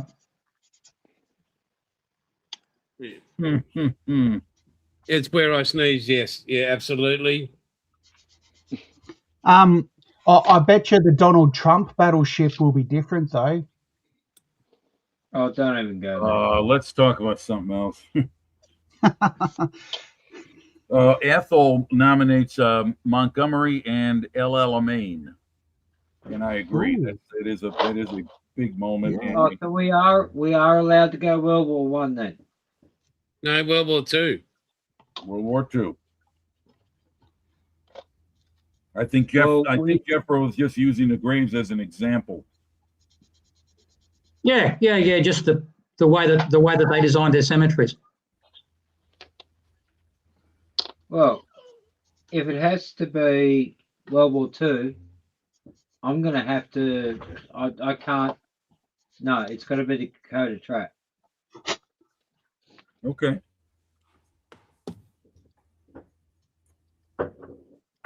Explain, Mr. Spock. Whoa! You can't use that kind of language here. SJ's in the house. All right. I mean, what is it, Bill? We had a besides the obvious. contingent of national servicemen that were thrown into the cauldron of fire and told to hold the Imperial Japanese Army back. Thanks, SJ. And they did. They suffered badly. They suffered horribly, but they held them back long enough that the AIF actually had a chance to come and back them up. And then we pushed them back into the fucking ocean. Hey, have you got any- What we felt. Sorry, Bill. Have you got any days like photos from your days in past? And James, have you got the same? Potentially. I sent a few Maybe. to me. Like, my kids have seen them all, but they haven't seen them in years. And I sent a few to them. They're going, "Wow, you were so young." I went, "Fuck, if you want to keep that up, you won't live longer than when you saw me in the photo." Yeah, I was like, I think I was 18. Yeah. Did you know it was our 125th anniversary or something? I'm like, shit. I was there for the 75th. Back in January. Yeah. Oh, that's not what I'm after. Uh, I don't know, because Like we're going back to the days when shit wasn't digital. Yeah. Well, for me, it wasn't digital. Okay. I had So we've pulled heard up yet. from Bilge, me, Dom, Jeffro, just Dom. James. Paul, did you chime Paul in? hadn't said anything. Yeah, Yes. Oh yeah, he did. You Yeah. did. Okay. just I Dominic. I play not today. You don't play any time. No, I have You don't no play idea well what with you're others, talking do you, about. Dom? You're talking Okay. over history, and I have no idea of history. This Okay. Do you Well, have they're up. anything, Dom, from your country during World War II that has significant value to your country? I have no idea. So Dom's only young, remember? Okay. Okay. Then, Jason, I think you're the last one on screen then. No, Okay, I said Battle of Britain, mate. I met with SJ all the Okay, way. that's right. That's right. And we've got people contributing from the comments. Let's see, what do we got? Like I said, Ethel nominated El Alamein in Montgomery. Sarah Jane was The Battle of Britain, best film ever, and had a family friend who took part in it. Plus, it's Spitfires and Henkels. What's not to like? Also, Hurricanes. Sarah Jane. Don't forget about Hurricanes. What? No, they didn't participate. They outnumbered They were there. 3-1. According to history books, they were there. That doesn't mean they won it for us, okay? And a hurricane in the hands Don't of forget who you're talking to, Jim. Pardon me? Jim? Yeah, I'm listening. listen to Jeffro. What aircraft did we have before Britain decided to allow us to have the wonderful aircraft that the buffer speaks of? The most The Kitty amazing Hawk. aircraft. The Buffalo. greatest. Well, Kitty Hawk. Boomerang. when did we get Kitty Hawks, though? It wasn't until after 41, though, was it? No, we had them Came over here to fairly Gimsville. early because the Americans were No, they were phasing them there out at the time. fairly early. Yeah, Because they were training there in during them. The Darwin reign. Yeah. Yeah, Yeah, but that was I'm The pretty sure P-40, we were the last country to see anything of any good value because we were classed as the arse end of the world. Well, we were at the arse end of the world. Well, we haven't moved. We were the and the last Spit- to see anything. Yeah, the Spitfires we've got, like the Spitfire, the VC Spitfire that we got, it was cropped, and clapped out. Was the description given it to it by our pilots? well, everything was. If it wasn't for the Yanks bringing everything over here to us, we really wouldn't have finished up with much. Yeah, But we It gave wasn't them the until we- choice. and if it Victor. wasn't for the boys on And the Dakota Victor Moa. Trail, it And we probably gave the would have bomb taken scope. longer. Not that I know how to use it. Got soap on a rope. Yeah, they like the Italians like the Pope on a rope. But anyway, we won't go down that road. I'm pretty sure if the Japanese had taken Moresby and done what they wanted, done what they wanted to do, Yep. the Yep. Americans Darwin would have been next. would have been severely hurt. Anyway, I won't go there anymore. I'll shut up now. Does anybody know what plane won the entire World War II? The Spitfire. All right. It's P-51 Mustang. No, please don't swear at me. it's No, really. into And it this. had a part. Okay. It had the heartbeat of a Spitfire. Otherwise, it wouldn't have got off the ground. The Finns loved them, Jumbo.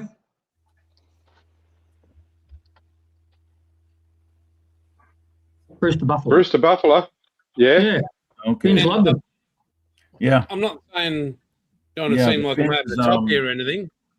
The But I Finns believe wound the up, Spitfire- I believe the Spitfire won World War One and the Boer War. Just saying.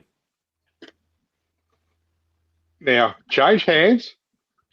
See, this is why we don't always. This is why we don't always answer you when you say things. Yeah. Did I ask for an answer? No, I was just stating historical facts. Hysterical facts. Historical, mate. I believe the Spitfire was a solution to the Cold War as well.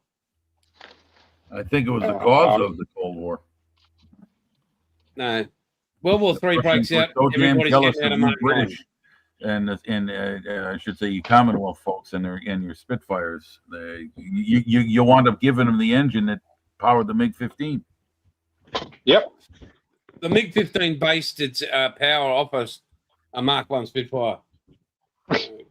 Mark They one did a bit of Spitfire. research and they worked it out. But Okay. You know what? I think if I remember one of the Jason, see- treatment methods for people who are borderline insane is to humor them. No, not truly. My pet Totally rabbit over wrong. here is the greatest, but no, I just think it's the greatest aircraft ever in the world, and the greatest few words ever spoken were, "Never in the field of human conflict was so much owed by so many to so few." That was the worst Winston Churchill impression I've ever heard in my I wasn't life. trying to impress him, You know, impersonate him. he's half American, you know. The greatest quote ever. And Yeah. it was, I nearly cry every time I hear it because I think about those guys. I mean, from all conflicts, but particularly that moment in time. 4-1 up against, He was in the right place at the right time. I bet you the pilots wouldn't have been. When it got to the end of the war, he was pretty He was much voted out of office in a landslide election. Yeah. there was a conversation between him and Eisenhower, and he was at that moment he sort of thought, I'm getting edged out here, and he just sort of thought to himself, well, I don't think I'm going to have a future here anymore, and he just got basically shuffled off. He wound up returning to the prime minister job in the 50s. I just sent you an email, Jason. Is it a picture of the Wright brothers looking at a Spitfire going, oh, we could make one of them? My personal favorite speech of Churchill was the end of the beginning speech. I've been to where Louis Blériot landed in England near Dover, and Well, that was long before the Spitfires were thought of. He actually pulled in. Yeah, that's where he was having a bit of a look. He's going, oh, look at that. Oh, look at you. Mon Dieu. That's Holy it. shit, That's mate. Yeah, You got months a- ago. Ladies and gentlemen, boys and girls, That's a few years I ago. give you the Oh. Ducks nuts. Sarah Jane I'm very absolutely. I heard it was very hard to So land on the true. moon with that narrow track undercarriage. Yeah, they bounced a bit. Yeah. The Spitfire actually got rid of the flat Earth policy, and has been known to invent modern railroads as well. Excuse me. So, All right, Jason. ready, ladies and gentlemen? Are you ready? Are you all sitting down? Tissues in hand? Marilyn Sitting Monroe comfortably. killed herself because she heard they weren't making Spitfires anymore. Secretly, we are. I welcome to the stage this gentleman here. How good is that? Now, Oh. do you know which one's which, Jason? Guess whose mum's got a whirlpool? I don't see you wearing a tie there. What's going on there? It's probably too hot. Wow.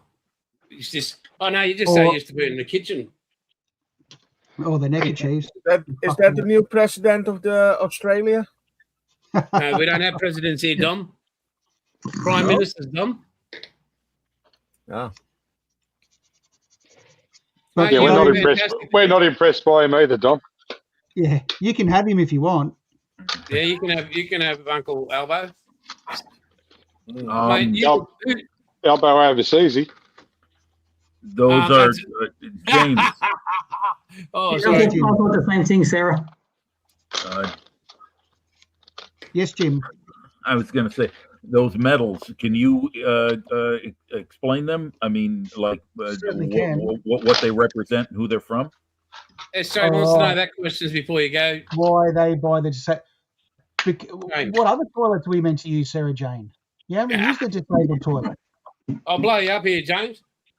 All right, so starting from the darker green one, close to the middle of my chest area, so to everyone's left, that's the Australian Active Service Medal from East Timor with the East Timor clasp.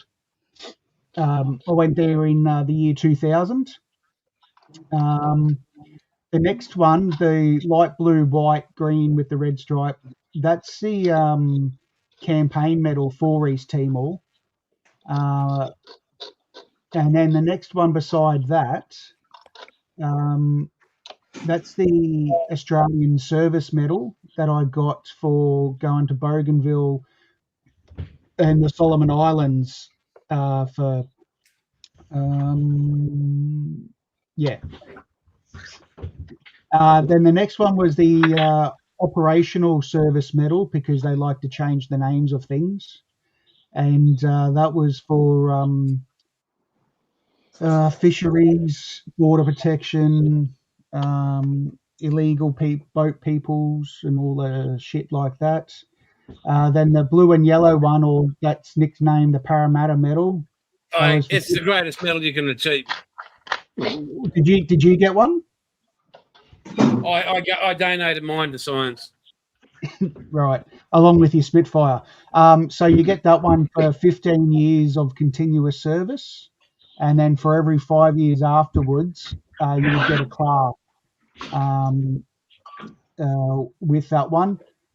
And the red and white one on the end was also known as the Coca-Cola Medal because everyone got one after 4 years of service.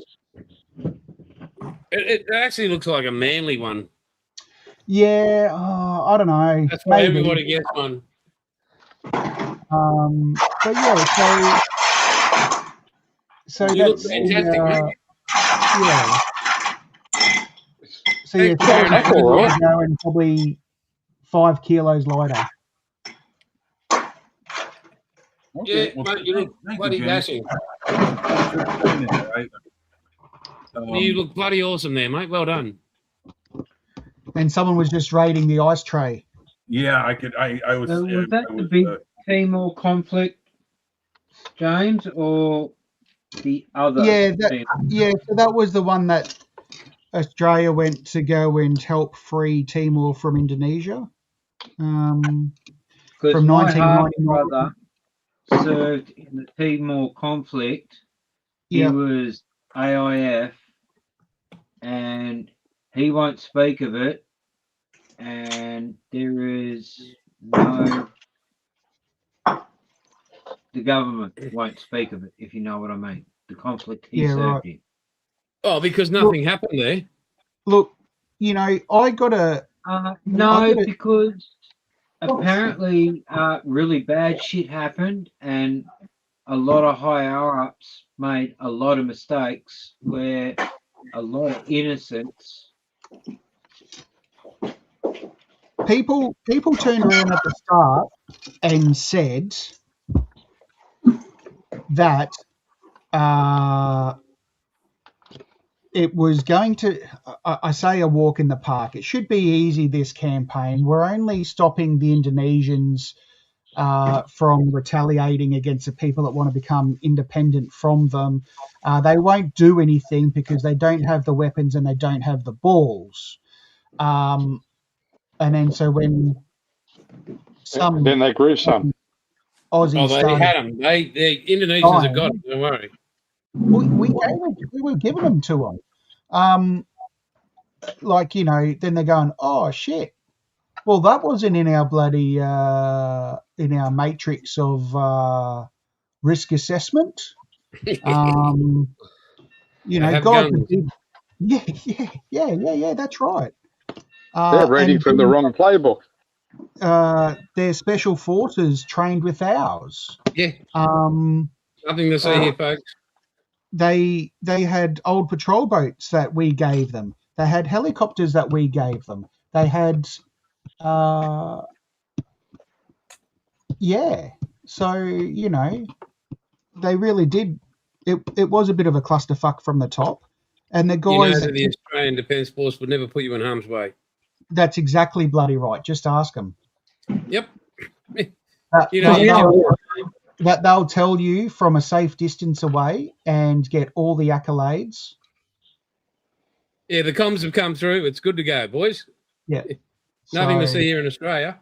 I got myself in shit when we No, got way. back to Darwin because No way. when we got presented with our medals, actually no, sorry, we hadn't yet.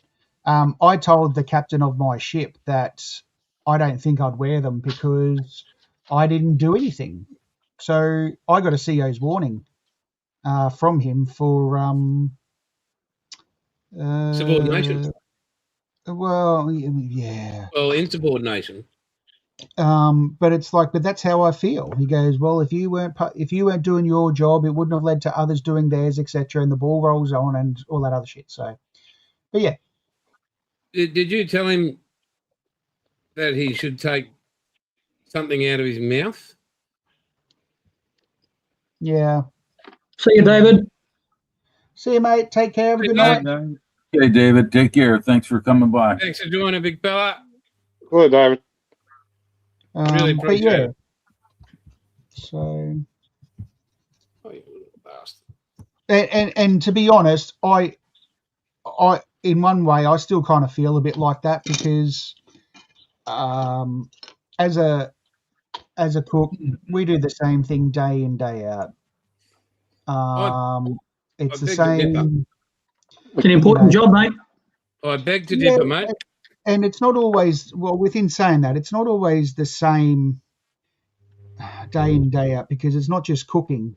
We do lots of other stuff as well. So, you know, Cleaning. but, oh, yeah. Putting Band-Aids on people's boo-boos, Oh, you had a few stakers turn up, did you? manning the sea boats. Not that I did that. I was actually gonna, support him and say doing damage control shit as well. Yeah, all that stuff as well. But, You know, when you're in GQ, you don't need cooks, but they can certainly fucking belt a wedge in a hole somewhere. yeah. So, James, let me ask you something. yeah, mate. This isn't to do with your service, but as a cook, you might have an idea about this. So I'm getting mixed reports about, well, this was about the American task force in the Middle East at the moment. What's the one? Is it the George W. Bush, I think, the one that have had all the toilet problems and the ones where they're eating tortillas and baked beans and shit like that. So I've read that when they go to sea, they've got enough food for months and months, and they get replenished all the time. Yeah. And I'm just wondering, what's the turnaround before you have to go to the rear to resupply? Because I would have thought a ship of that size, even though there's like a crew of thousands, how long could you go anywhere without needing resupply? Honestly, I thought it would have to be longer than what they've been there. yeah, but they'd been away from home for 10 months. Yeah, but they would have been resupplied before then. No. Since then. No. So they started their deployment in the Atlantic Ocean initially, and then that went from there to the Mediterranean, and then they went from the Mediterranean to the Middle East, and then back to the Mediterranean, back to the Middle East. So the biggest thing is fresh fruit and vegetables, right? Because everything else can come out of a can or the freezer. Yeah. However, it's very hard. You have to plan things ahead. So, say on most of the time, the Australian Navy might try and stretch it out to up to 20 days between a resupply at sea, Okay. unless they're going through a lot of fuel. So for food-wise, between 12 to 20 days. And so as the cookery department, you need to think ahead on where you might be to get resupplied. Either you're going into a port, visiting another port, or if you're getting resupplied by another ship, you need it in earlier because you don't know when that ship had left its port. So all the resupply ships, they could have been at sea even longer still. And so for them to get your food order, you would have had to have got it to them before they would have sailed, of which they wouldn't have known they were resupplying you. Because there was one that got sunk a few weeks ago, wasn't there? In the Red Sea somewhere. Didn't they sink one? They sunk a major resupply ship. They've got about 3 and they sunk one. I can't remember the name of it. Oh, they hit some refueling aircraft. No, this was a whole ship. I can't remember what it was called. Container ship, Jeffro. I think that's what went down recently. Yeah. But it was a ship. It was carrying missiles and. Oh yeah, I think that was like that. So the Americans, they run their logistics very different to us. Yeah. So their navy is crewed by sailors, soldiers, airmen, and marines. However, their resupply ships are commanded by civilians and are crewed by civilians. They'll have a senior Navy officer on board who does all the communications with the fleet, but they're all commanded by civilians. So that's why their names will start as USNS for United States Naval Ship instead of just USS. Yeah. And so they have different size oilers, and then they'll have that'll do just oil and water. That'll be it. And then they'll have other supply ships that'll do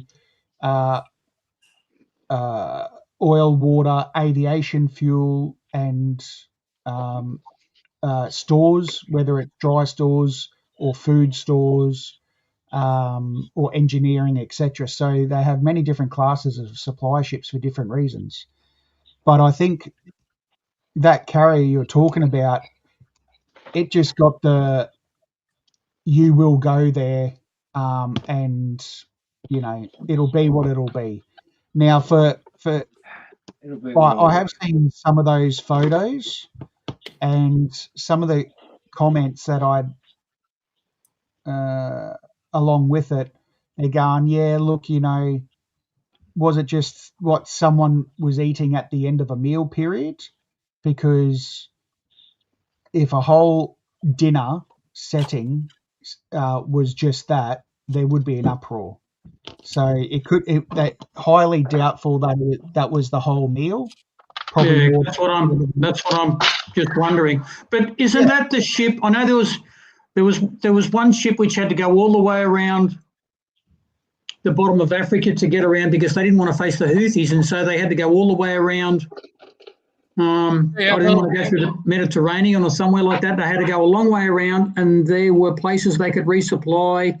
And then I heard they had to go into one port in Crete or somewhere because they needed extensive repairs to their toilet system or something. And I thought, well, if they go anywhere near a port, well, they'd have to be resupplied at least to an extent. No, not necessarily, because it depends on how much notice they have before going in. So that I'm sure that aircraft carrier last year actually had a collision with a container ship after coming out of the Suez Canal, Suez Canal, yeah. and it had to go in and get a bit welded back together because it put a big crack in there. It had a And hole in the bucket. Right. it's also the one that had 2 F-18 Super Hornets shot down by Yep. another American ship. Right. Whoops. Oh, never heard of that one. It also lost. Lost the way there's ones in the Mediterranean. Yep. So Not a lot of like, luck that ship, does it? in that 10 months it's been away. Oh, it also had its captain sacked. The CEO of the ship got recalled back to the US. So it's had a massive trip, and I reckon probably 50% of that crew will probably would have had their discharge in for when they get back. It sounds like a pretty. It sounds like pretty awful planning. I mean, Yeah. considering You the say planning. administration at the moment, and considering how many stupid decisions are being made and everything, you'd at least think on the logistics side, at least they'd be able to figure out something to get them out of all that, Yeah. Who? Well, out of all those fuck ups they seem to be going through. their priority, their one and only priority is to have those aircraft as close as possible to that area. That is it. Yep. Those aircraft carriers are already out of danger from missiles and drones because they sit about 200 nautical miles away from the coast. I thought it was further. I thought it was about 1,000, 500 No. or something. No, that's too Right. far. Otherwise, their aircraft won't get there then. What's that missile that the Iranians have got that can get that far? The Chinese missile they've got. Yeah, so they say, Oh, the- but The Hoof one done. Yeah. there's lots of missiles the Chinese have said that they've got, and when the videos of said launches happens, they fall back to Earth. So, Soviet. No, that's a North Korean drone. well, North Korean missile. I think the Chinese those- aren't much better with some of them. That's their special gravity powered missiles. Yeah. That's right. It's attracted to Earth. Yeah. Not those ones that go up into the stratosphere or something and do a U-turn and come back down. That's right. So, Yeah. you Well, know, they're very effective when they work. Gentlemen, this is one blast bag done. Hang on if I can get some focus on it. Oh, that looks is all right.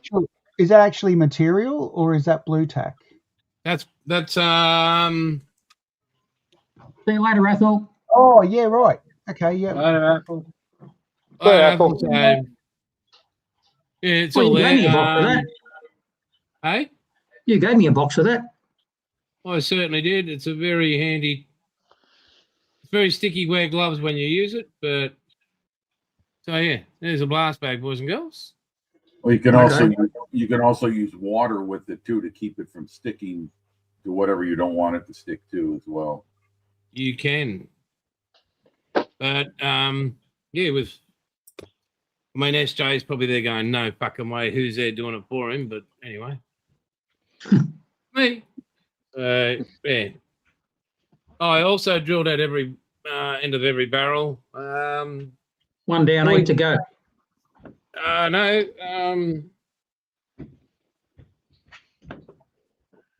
Yes, I stand corrected there. I was wondering where we're going, but I was going to add another colour, but I'm not doing it. yeah, but so that's where I'm at with those. I'm just going to keep plotting on one at a time. That's how I do it. Again, it's not mine, but I'd make my own the same way. I take my time, as you might have not heard of. But anyway, I know it's news to everybody in the chat that I take time. Yeah, we know you take time to do a model. You take lots of time. Lots That's of right, Is the and that's outside why. finished?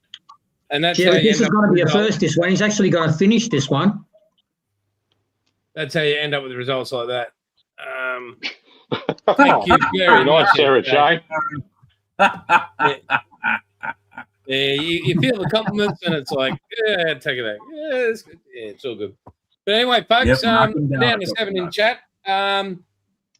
Thank you for tuning in on Tuesday night for the build of this North Carolina. Really appreciate that. The likes and all that sort of stuff.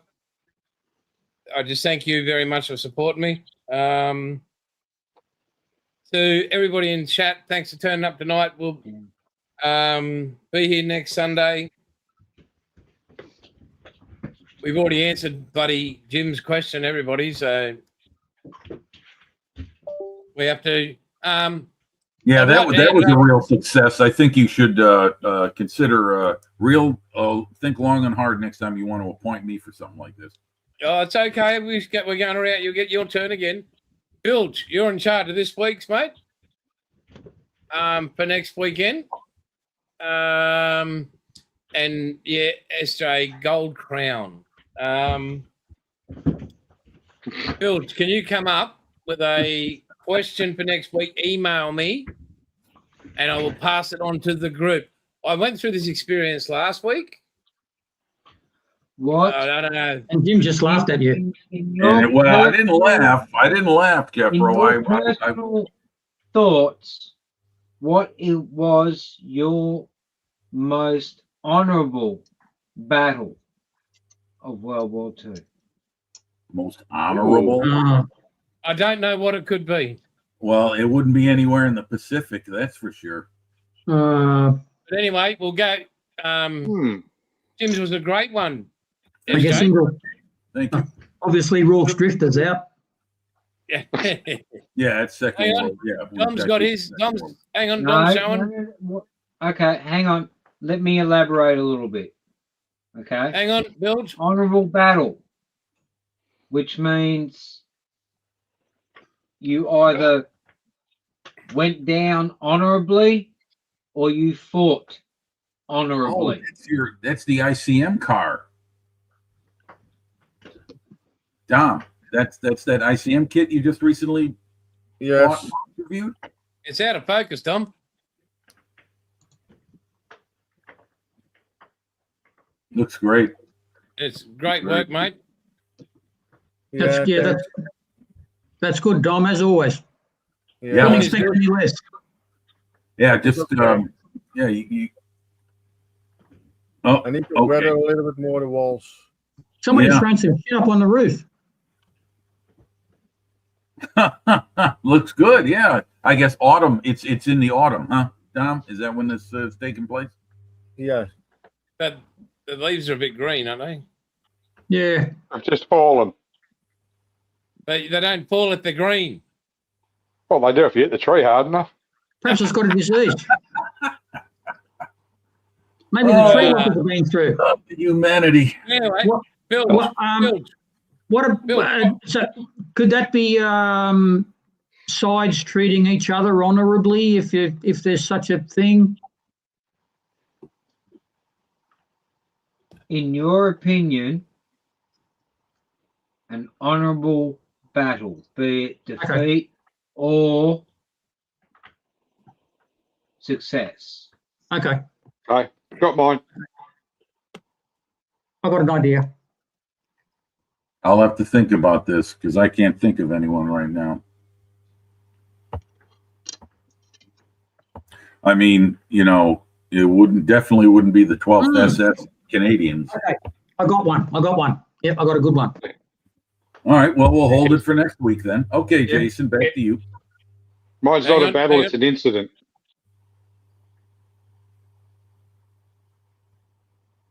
I've already got mine. Yeah, mine's kind of an incident. Mine's an incident in the middle of a battle. We're supposed to answer them next week. They fought well, but nobody come home.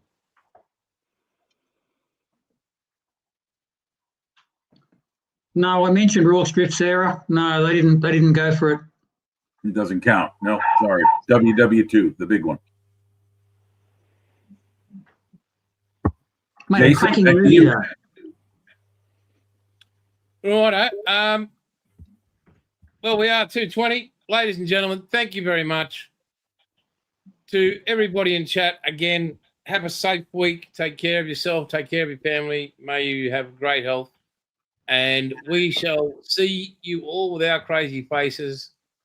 Some of you on Tuesday night and everybody else Sunday. Adios. Take care. It's all good. Catch us later. Bye, See you, everyone. everyone. Good night. Everybody, Bye. bye.